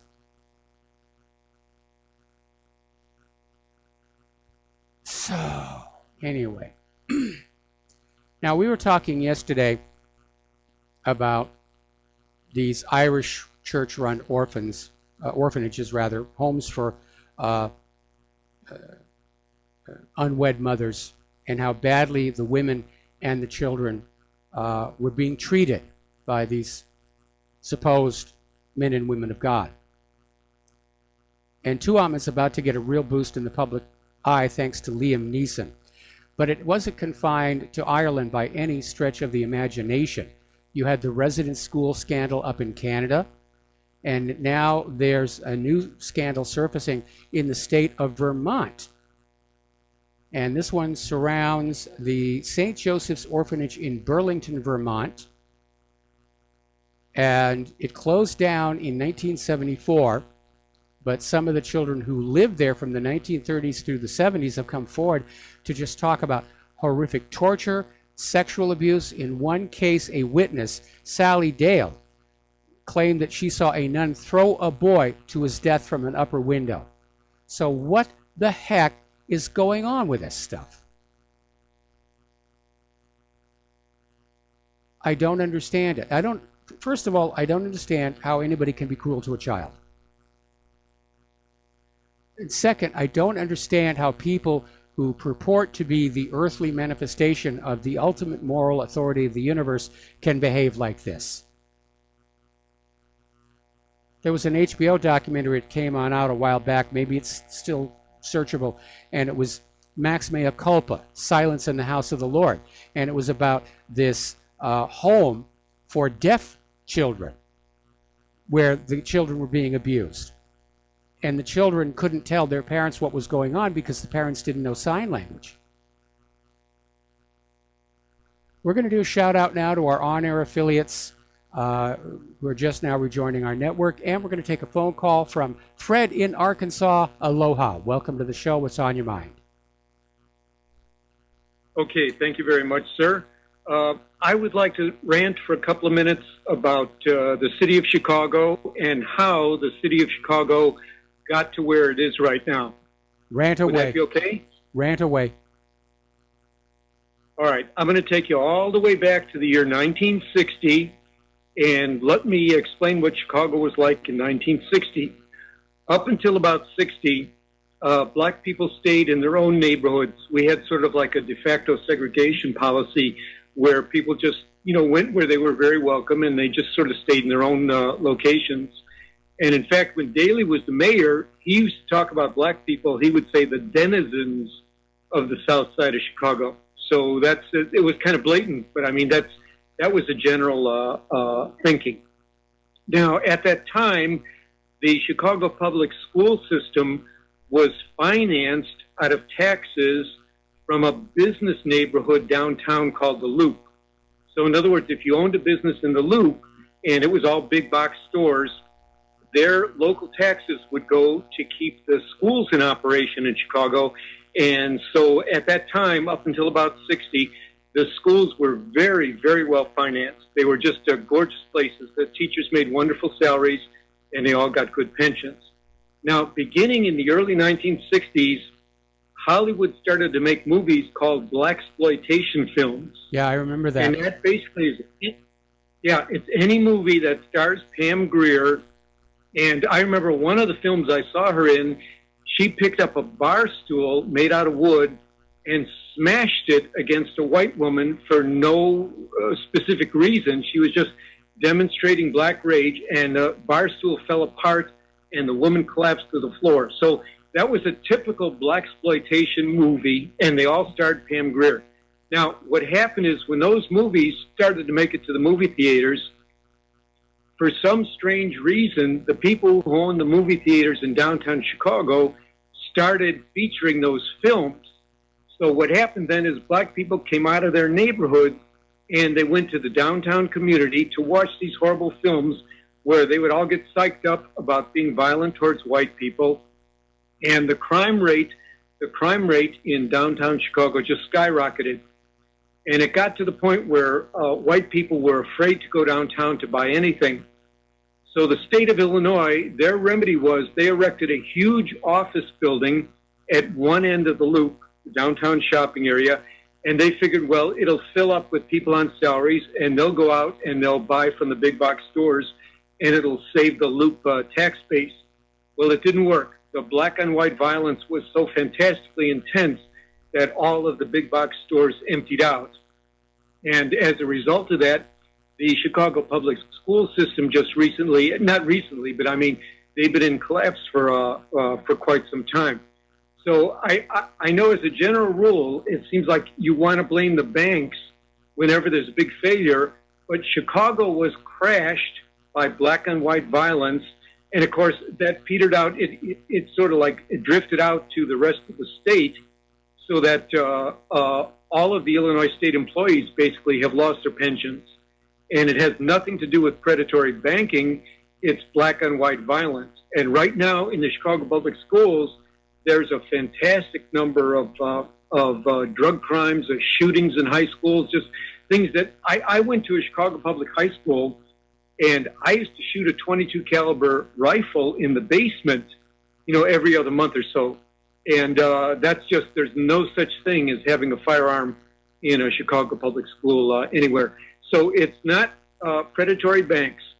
Chicago was wealthy up until 60, and the state was wealthy. That's why the state employees went away from Social Security, and they got into state retirement programs, because Chicago was just, and the rest of the state was just flush with money. And it was all destroyed by black violence and these blaxploitation films.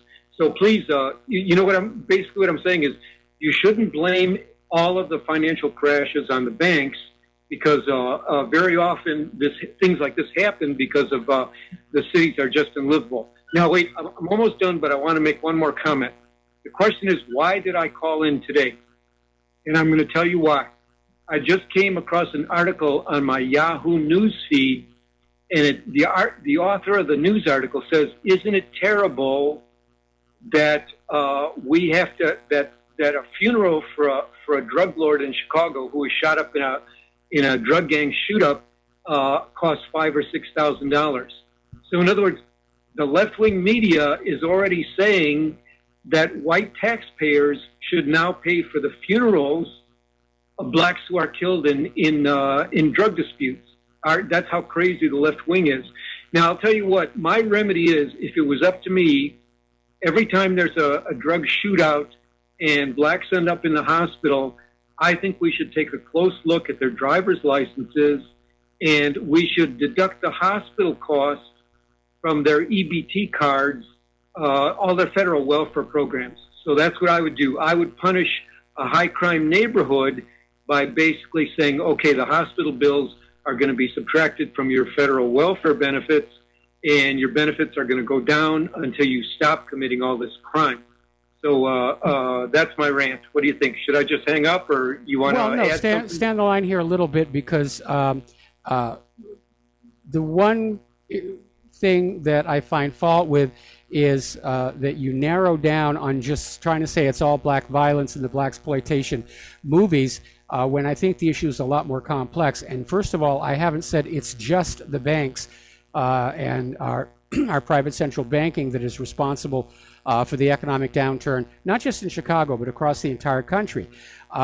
There are a lot of overlapping factors, and I think what may have happened, if you remember back in the 1960s, where the FBI was deliberately trying to foment racial tension to basically keep the people divided during the protests over Vietnam, I'm seeing that these blaxploitation films came out at about the same time the economy was starting to decline from other reasons outside, including the war budget, and that maybe these blaxploitation films were put on out there to fan up racial tension, the way we have seen racial tension being fanned up in the streets of America just in the last couple of years. It's a great way to keep people under control, keep them hating each other.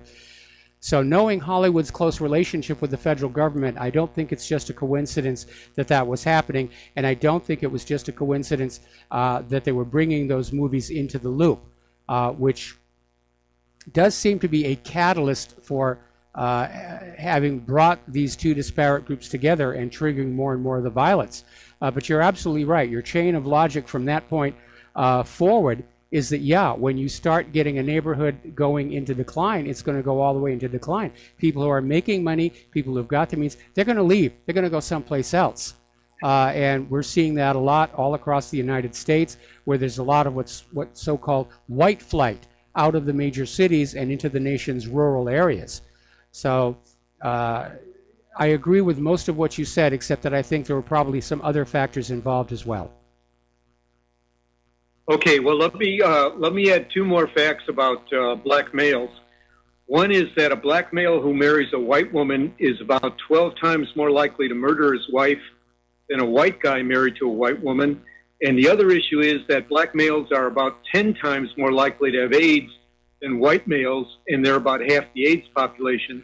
Now, let me tell you what AIDS is costing. Fred, this seems like a gratuitous smear and bash going on here. And these statistics have got nothing to do with the economy. So thank you very much for the phone call, and we're going to let you go here because you're going off on a tangent here. And I've read the statistics, we all have, but again, it's not always that simple. There's a lot of overlapping factors. Society is a very, very complicated machine. Okay, so the phone lines are open again, 800-313-9443.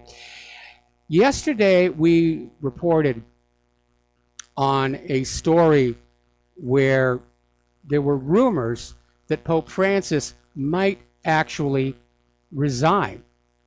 And apparently, there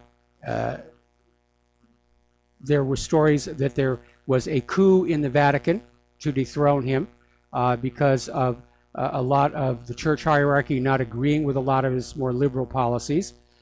But apparently there's a confirming story. This is over at Leo Zagami, saying that the Pope is preparing to move back to Argentina amongst all these controversies. And apparently there's a lot of legal prep that has to be done because he didn't leave Argentina in the best of conditions. And so he's got political enemies back there, and he's obviously going to want to have some safety guarantees. But it means we may go through that whole festival of picking a new pope yet again. But I don't think that's going to help. I mean, when you have two popes resign like that, Pope Benny the Rat followed by Pope Francis, it tells you something is seriously broken in the hierarchy of the Catholic Church.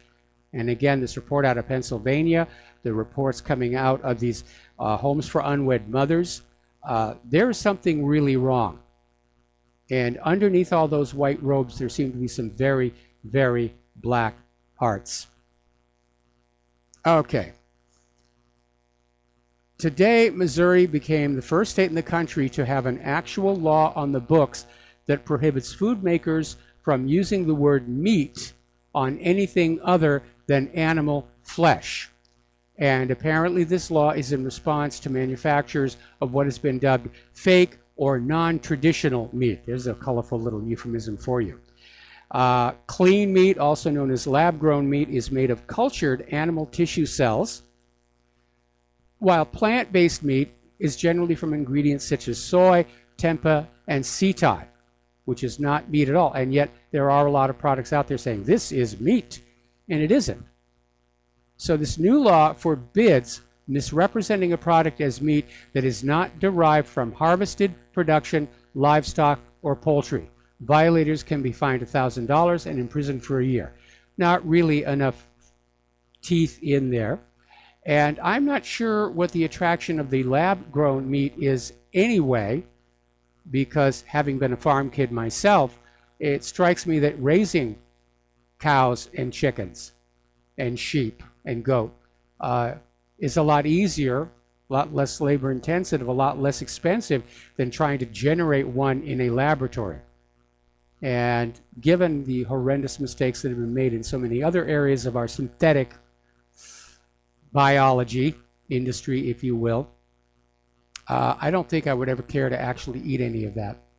All right, we're going to take another break for commercials here. Please join me on the air, 800-313-9443, and we'll be right back.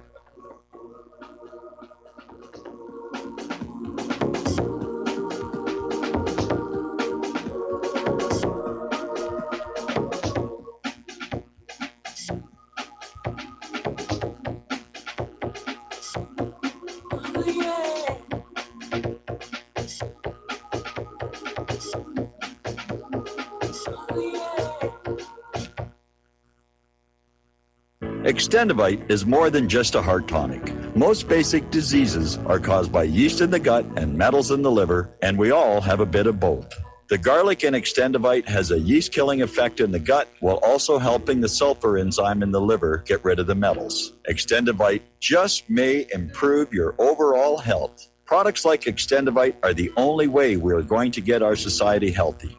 And if you're waiting for the government and pharmaceutical care to solve your health problems, you're going to have a long, disappointing wait, I think. Extendivite is a complete formula for extended life in the new millennium. 80 can be the new 60. Extendivite is available in capsule or liquid form for just $69.95 for a 2-month supply. To get started, call 1-877-928-8822. That's 1-877-928-8822 or visit heartdrop.com. Extend your life with Extendovite. Folks, we're living in a world the likes of which we've never perceived any clearer than we do now. The plan for global governance has been in the works for generations and would have likely been achieved by now, but for the fact that the globalists left open their Achilles heel. With all their tools, Federal Reserve System, fiat currency, no child left behind, and then Common Core education introduced to our schools to dumb us down, vaccines, pharmaceuticals to lobotomize us, GMO foods, insertion of compromised or bought and paid for politicians, judges, mainstream media propaganda, all pieced together like a puzzle designed to ultimately bring the world under submission. But with all their strategy, they forgot one thing: knowledge. And knowledge is power. With knowledge, their bombardment is nullified. Folks, with that, as brilliant and knowledgeable as you become, among the wisest audience of any radio audience in the world, and you are, I want you to take a moment to reflect and ask yourself, how much of that knowledge did I obtain from Republic Broadcasting Network? How high has my consciousness been raised since I've been a listener? How fast am I now able to discriminate truth from fake news by being a Republic Broadcasting listener? How clear am I now able to see the world since I've been listening to RBN? Ask yourselves those questions, folks. Then ask yourself, what is that knowledge worth to me? Like my morning coffee, how would I survive without it? A voice of truth in a sea of lies. Do we not all need to make sure it survives? Like public broadcasting, we are now finding we can only survive with listener support. Censorship, advertisers being attacked, truth itself being attacked. It's the only way through this. We at Republic Broadcasting humbly ask you to become a supporter. Look at your budget and make a determination of what Republic Broadcasting is worth to you and what you can afford on a monthly basis. Go to republicbroadcasting.org and pledge 20, 30, 40, 50, if possible, 100 a month or more if it's affordable. Click the donate button and become a regular monthly donor. Assure both us and yourself that Republic Broadcasting truth will continue to flow like that morning coffee. The network thanks you.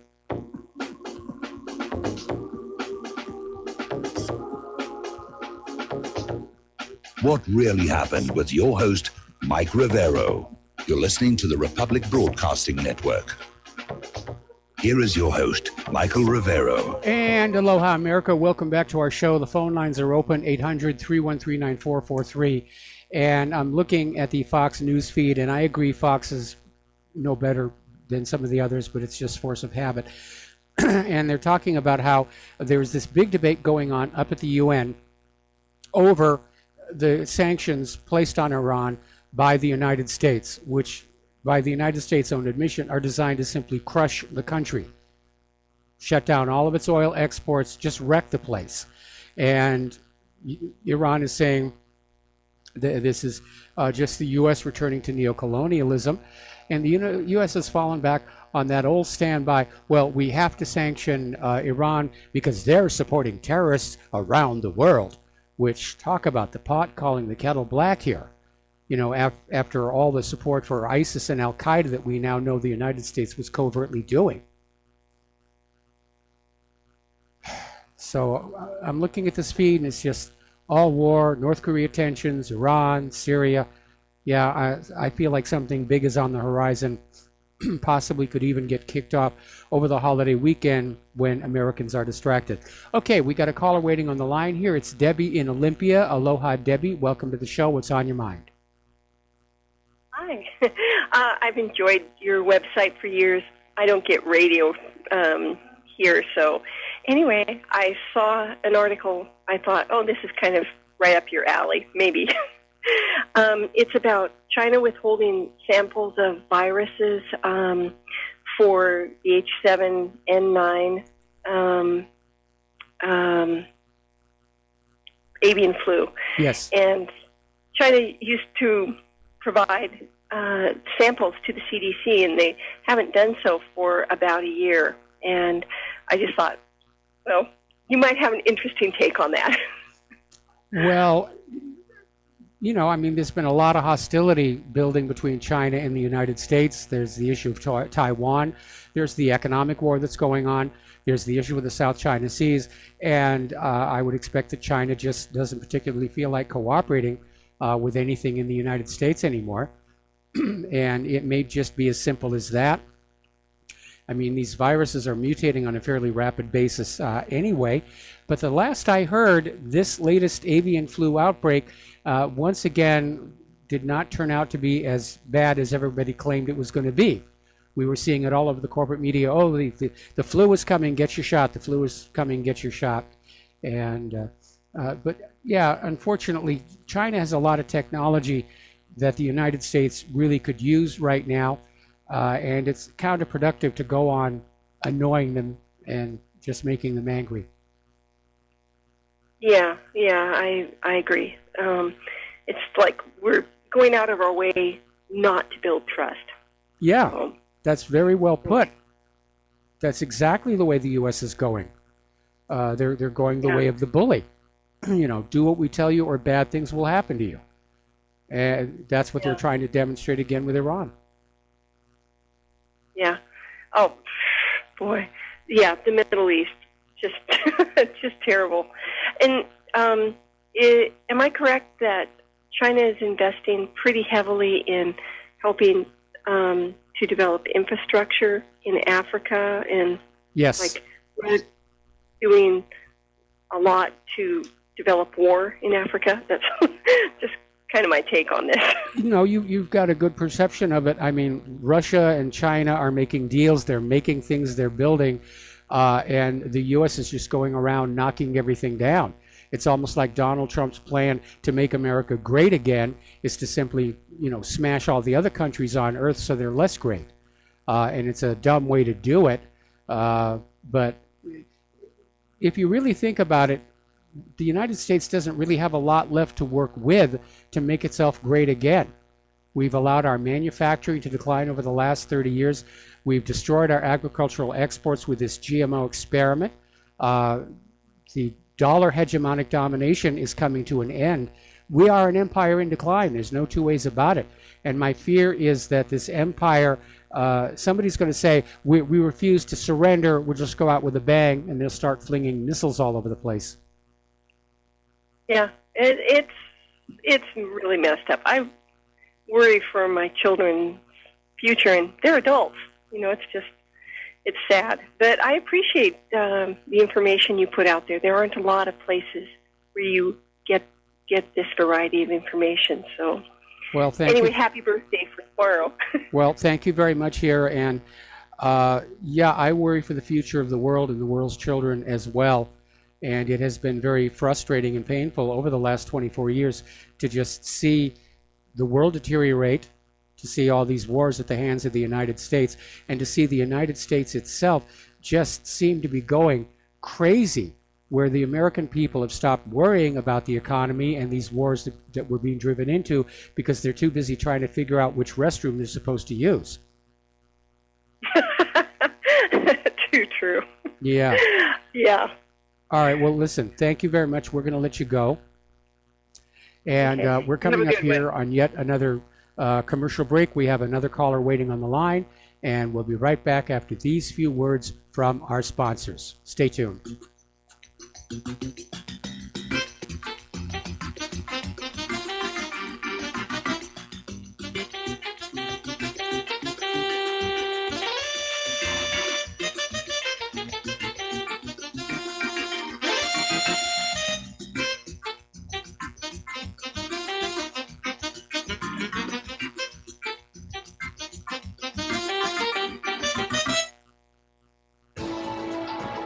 You are tuned in to the Republic Broadcasting Network. Visit our website by going to republicbroadcasting.org.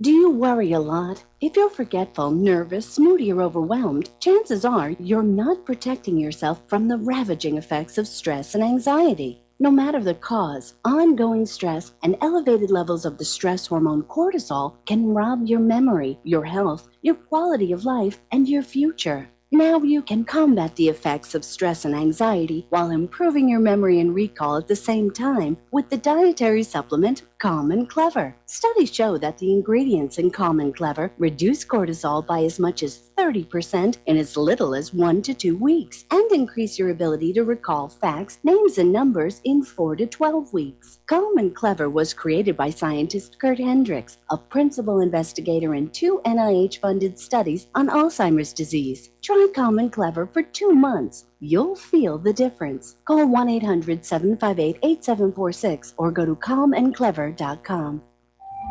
Did you know that neither the American Medical Association nor the American Bar Association were established to benefit the American people?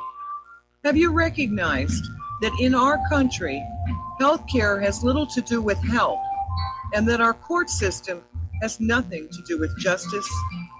The priests of both medicine and law have been incentivized to implement a dark agenda on behalf of the Bilderbergers and their ilk.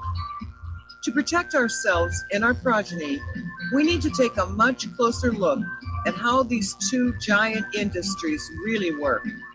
Join me, Al Whitney, on In Defense of Humanity, Saturdays at 7 p.m. Central, as we expose the matrix and learn how not to consent to our own destruction. Many people write us about their experience with Extendivite. Allow me to read you a few from Amazon.com. By Mel. Great product. My husband and father-in-law use it regularly. Both my husband and father-in-law have had significant change in their blood pressure and overall health. By Amazon customer. It works for me. Returned to buy the tincture and the capsules as they were on sale during February. Unlike some other products, this one worked for blood pressure and occasional irregular heartbeat. Extendivite produced noticeable results after just 2 bottles, a 4-month supply. I take Extendivite 3 times a day, every day. I think this supplement has helped with my increased fitness regime and to lower my blood pressure. Tell us your story. Get Extendivite today. Call 1-877-928-8822 or visit heartdrop.com. Extend your life with Extendovite.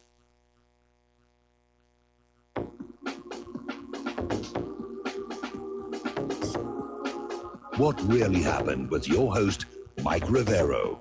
Join Mike on the air. Call toll-free 800-313-9443. 800-313-9443.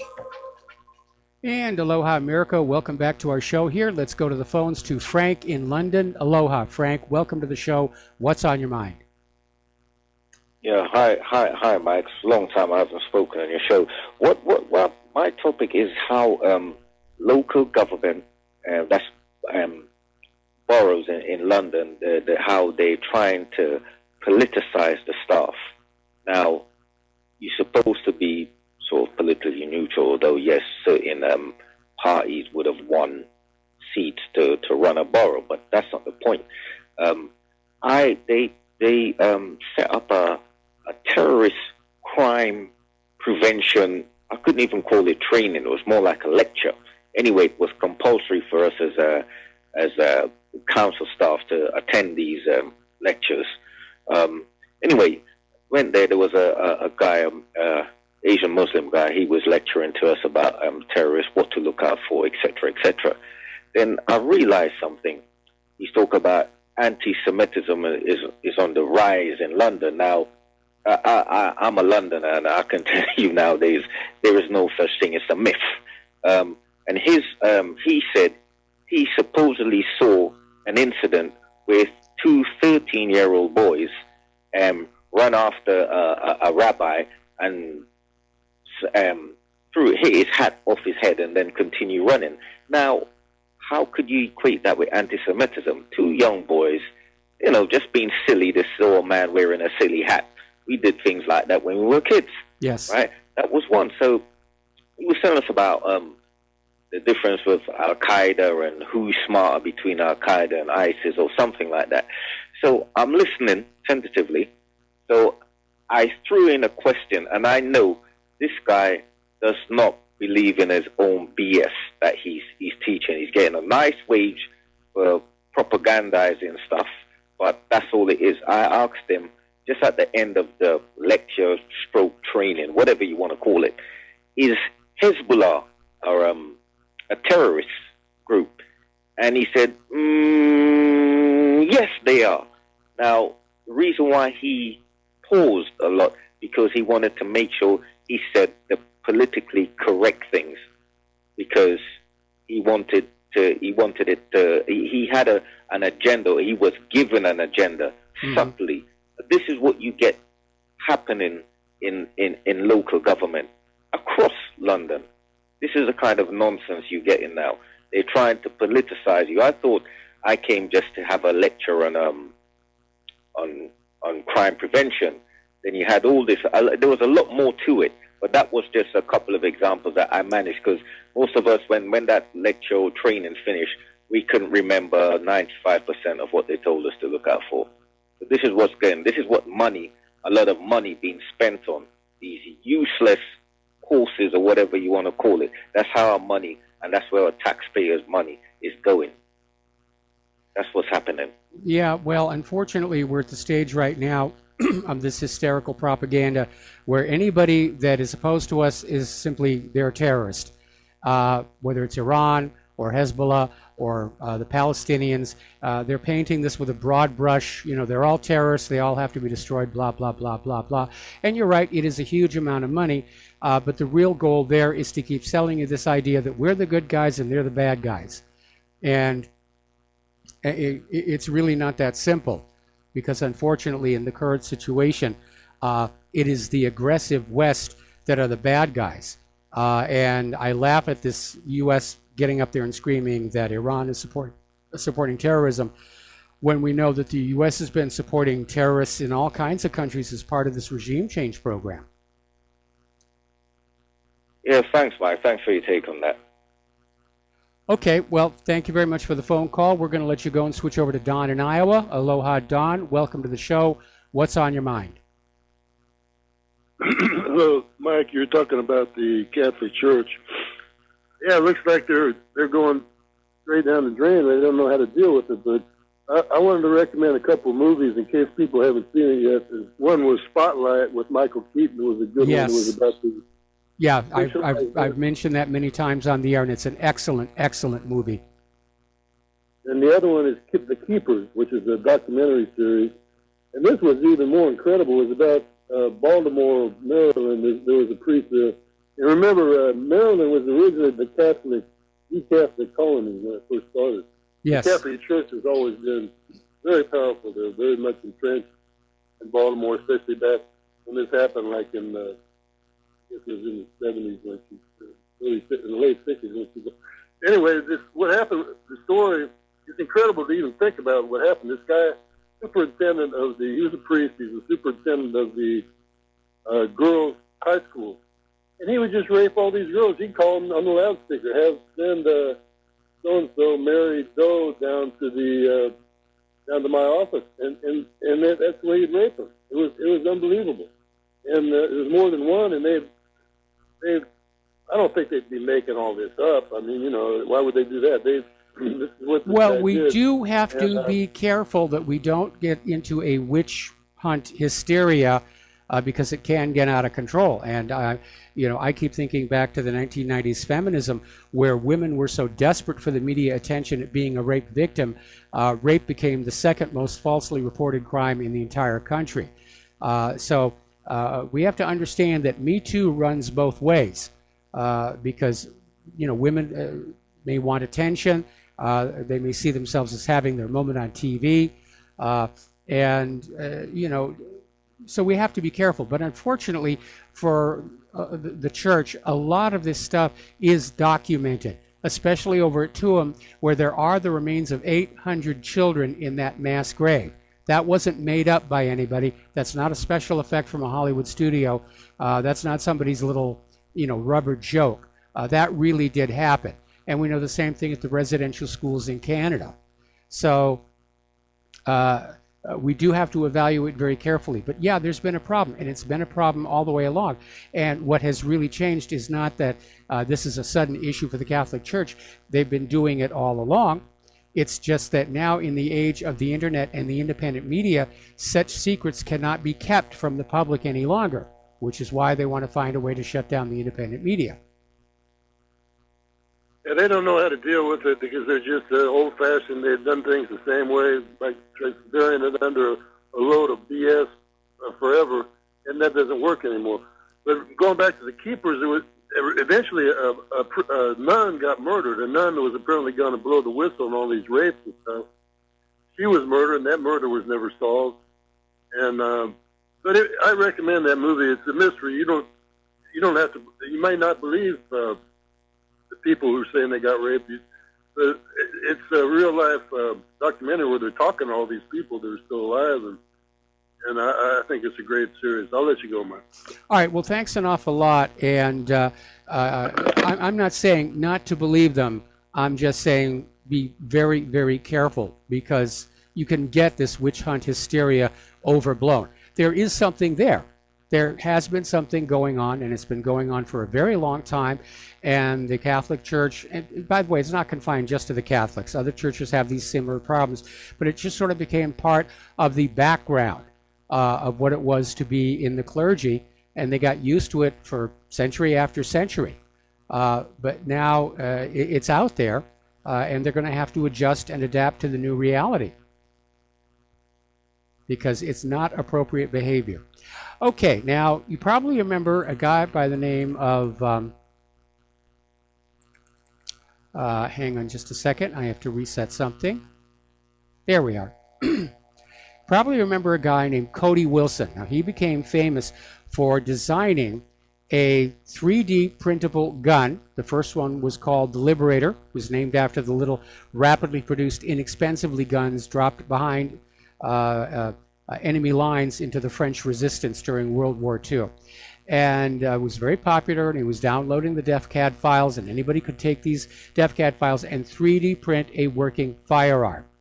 And other additional firearms were then made available. And there was a big stink going on. Technically, they're not guns. It's just data protected in theory by the First Amendment. And he was just giving them away through Defense Distributed. And he legally committed these prints to a public domain through a license from the U.S. Department of State. But now he's been ordered to shut down the DefCAD file repository by a federal judge in the Western District of Washington. So now Defense Distributed is selling their files online, because the judge's ruling in Washington was they can't give them away. Well, we're not giving them away anymore. We're selling them. So this won't last forever. They'll come back and take that down. But in the age of the internet, they're out there already. Even if Cody Williams is not allowed to distribute them anymore, they're out there. They're on the dark web. People have got copies of these things all over. There's no taking it back. All right, getting on back to the international news. The Russian envoy to the United Nations is accusing the U.S. of basically choosing a neo-colonial course in Syria to basically get control of its resources. And yeah, that's what it's doing. In fact, if you remember that story we talked about in the first hour about a purported deal for the U.S. to leave Syria, included in that deal was a guarantee that American companies would get a big chunk of Syria's oil. And that's always been a major driver in all of these wars. It's not the major driver, but it's one of the major ones here.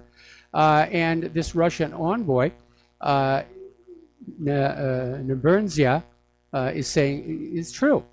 This is neocolonialism, or I like to call it covert colonialism. In the original colonial period, countries would invade other countries and take them over and hoist their national flag. And that would say, this is now part of the British Empire, and this is now part of whatever. In this covert colonialism, the same exact thing is going on, except the flag of the United States does not get flown over the conquered territory because it upsets the locals. But the U.S. is going on out there, and they're trying to capture all these resources, primarily to shackle them to the U.S. dollar and keep this dollar hegemonic domination going. And that's what a big part of these wars are about. Conquering all these nations and saying, you will sell and buy things using the US dollar. So, alrighty, let's see. I'm just looking at a little data coming in on the computer. Because, all right, well, we'll just let that come up by itself. All right, so we talked about Cody Wilson, and we talked about apparently this Tom Fitton is making a big stink over this John McCain IRS scandal, because apparently IRS documents reveal that it was John McCain, or one of his staffers, who urged Lois Lerner and the Obama IRS to audit conservative groups so that they are financially ruined. Nice people here. All right, let's take another phone call. Richard in North Carolina. Aloha. Welcome to the show. What's on your mind? Hi, can you hear me okay? I hear you just fine. I'm just mainly calling in to figure out how to call in. I apologize for that. And I guess I was successful ultimately. Yes. But I'll call in again when I have something intelligent to say. But I'm an old retired neuropsychologist, and I've been listening to your show now for a while, and I really want to thank you for it, because I listen to it religiously every day that I can, and you're really very great. Well, thank you. There are things you say that I might disagree with, here and there, but basically you're right on target. And so I want to thank you for what you're doing. And I did make a donation of $100 about 4 months ago, and I'll try to do the same as I can go along. I'm a Social Security person. I'm an old man. Okay, well, I appreciate all the help here, but please don't cut yourself short. And I never expect anybody to agree with me totally on everything. In fact, if anybody did agree with me completely on everything, I'd advise them to seek help.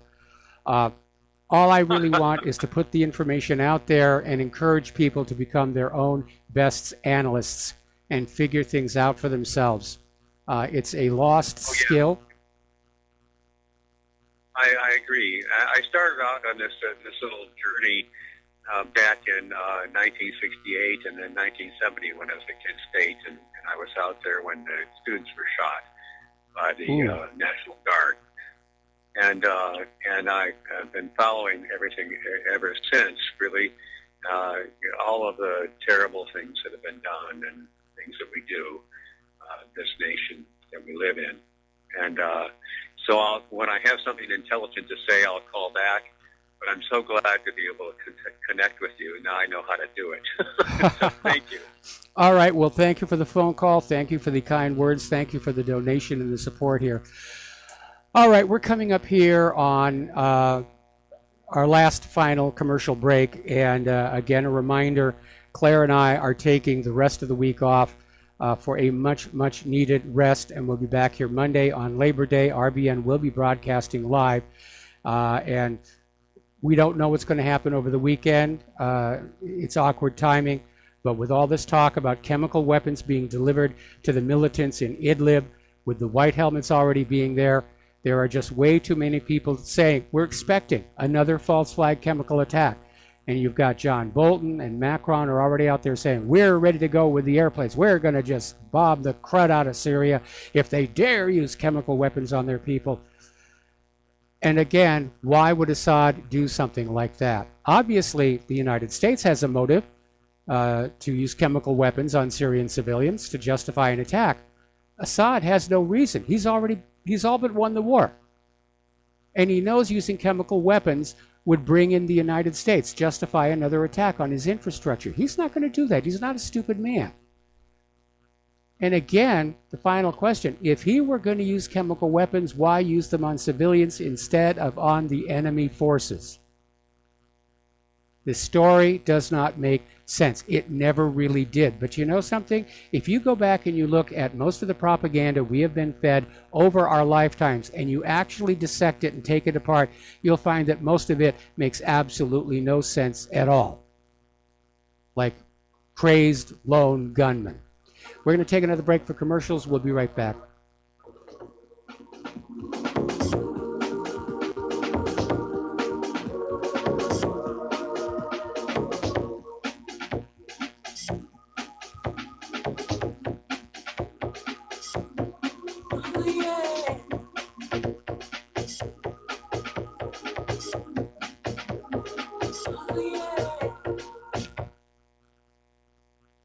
Homeowners, if your lender has gone out of business or sold your transaction to another lender or servicer, you may be the victim of a wrongful foreclosure, resulting in the loss of your home. If you've already lost your home, are in foreclosure, or even in good standing, you can challenge the mortgage transaction's illegal issue, and your property can be restored to you, and your foreclosure can be stopped or reversed, and the mortgage transaction declared unenforceable. State laws, U.S. title codes, the Uniform Commercial Codes, and U.S. Supreme Court rulings have upheld that defective mortgage documentations can reverse or stop foreclosures and enforce property title claims in favor of the homeowner. We are having successes in stopping the process of foreclosure, the enforcement of the foreclosure judgments, the sale of property, and evictions after the sale. We are not attorneys, and we don't give legal advice. We are a professional team of legal researchers, providing forensic mortgage audits and expert witnesses. We have the knowledge to produce the evidence and enforce laws regarding your legal issues. We've been in business for 12 years without a complaint. Consultations are free, and we provide a free title search to confirm if your mortgage has legal defects. Please call 855-253-3748. 855, the number 2, keep it today. Without the right accessories, any guy can be off the mark. Whether you've invested thousands in your arsenal or you own a single trusted firearm, a visit to AROutfitting.com is in order. It's one of the finest online selections of tactical optics and AR parts and add-ons, like EOTech, quick target acquisition with no peripheral loss. Browse the full range of Nikon scopes and binoculars. AROutfitting.com can illuminate your world with Streamlight gun-mounted lights from keychain to large handhelds, up to 1,100 lumens. Find some stability with Battenfield tactical bipods. AirOutfitting.com has CMMG gun parts, barrels, assemblies, handguards, part kits, and more, plus mag-full clips and magazines. I know I've got you excited, so take a breath. Head to AirOutfitting.com. The site's super easy to navigate and features a ton of technical info, including links to manuals. We also welcome vendor and manufacturer inquiries. Remember, if you don't see it, we can get it at AROutfitting.com.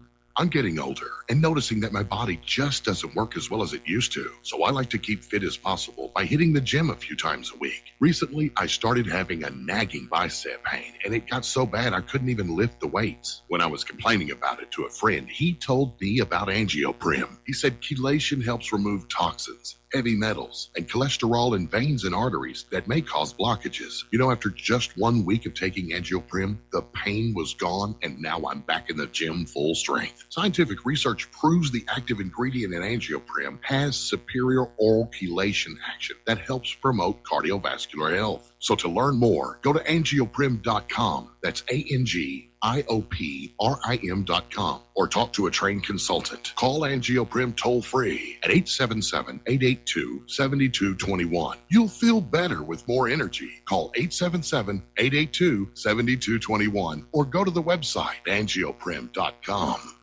What this country is coming to, I sure would like to know.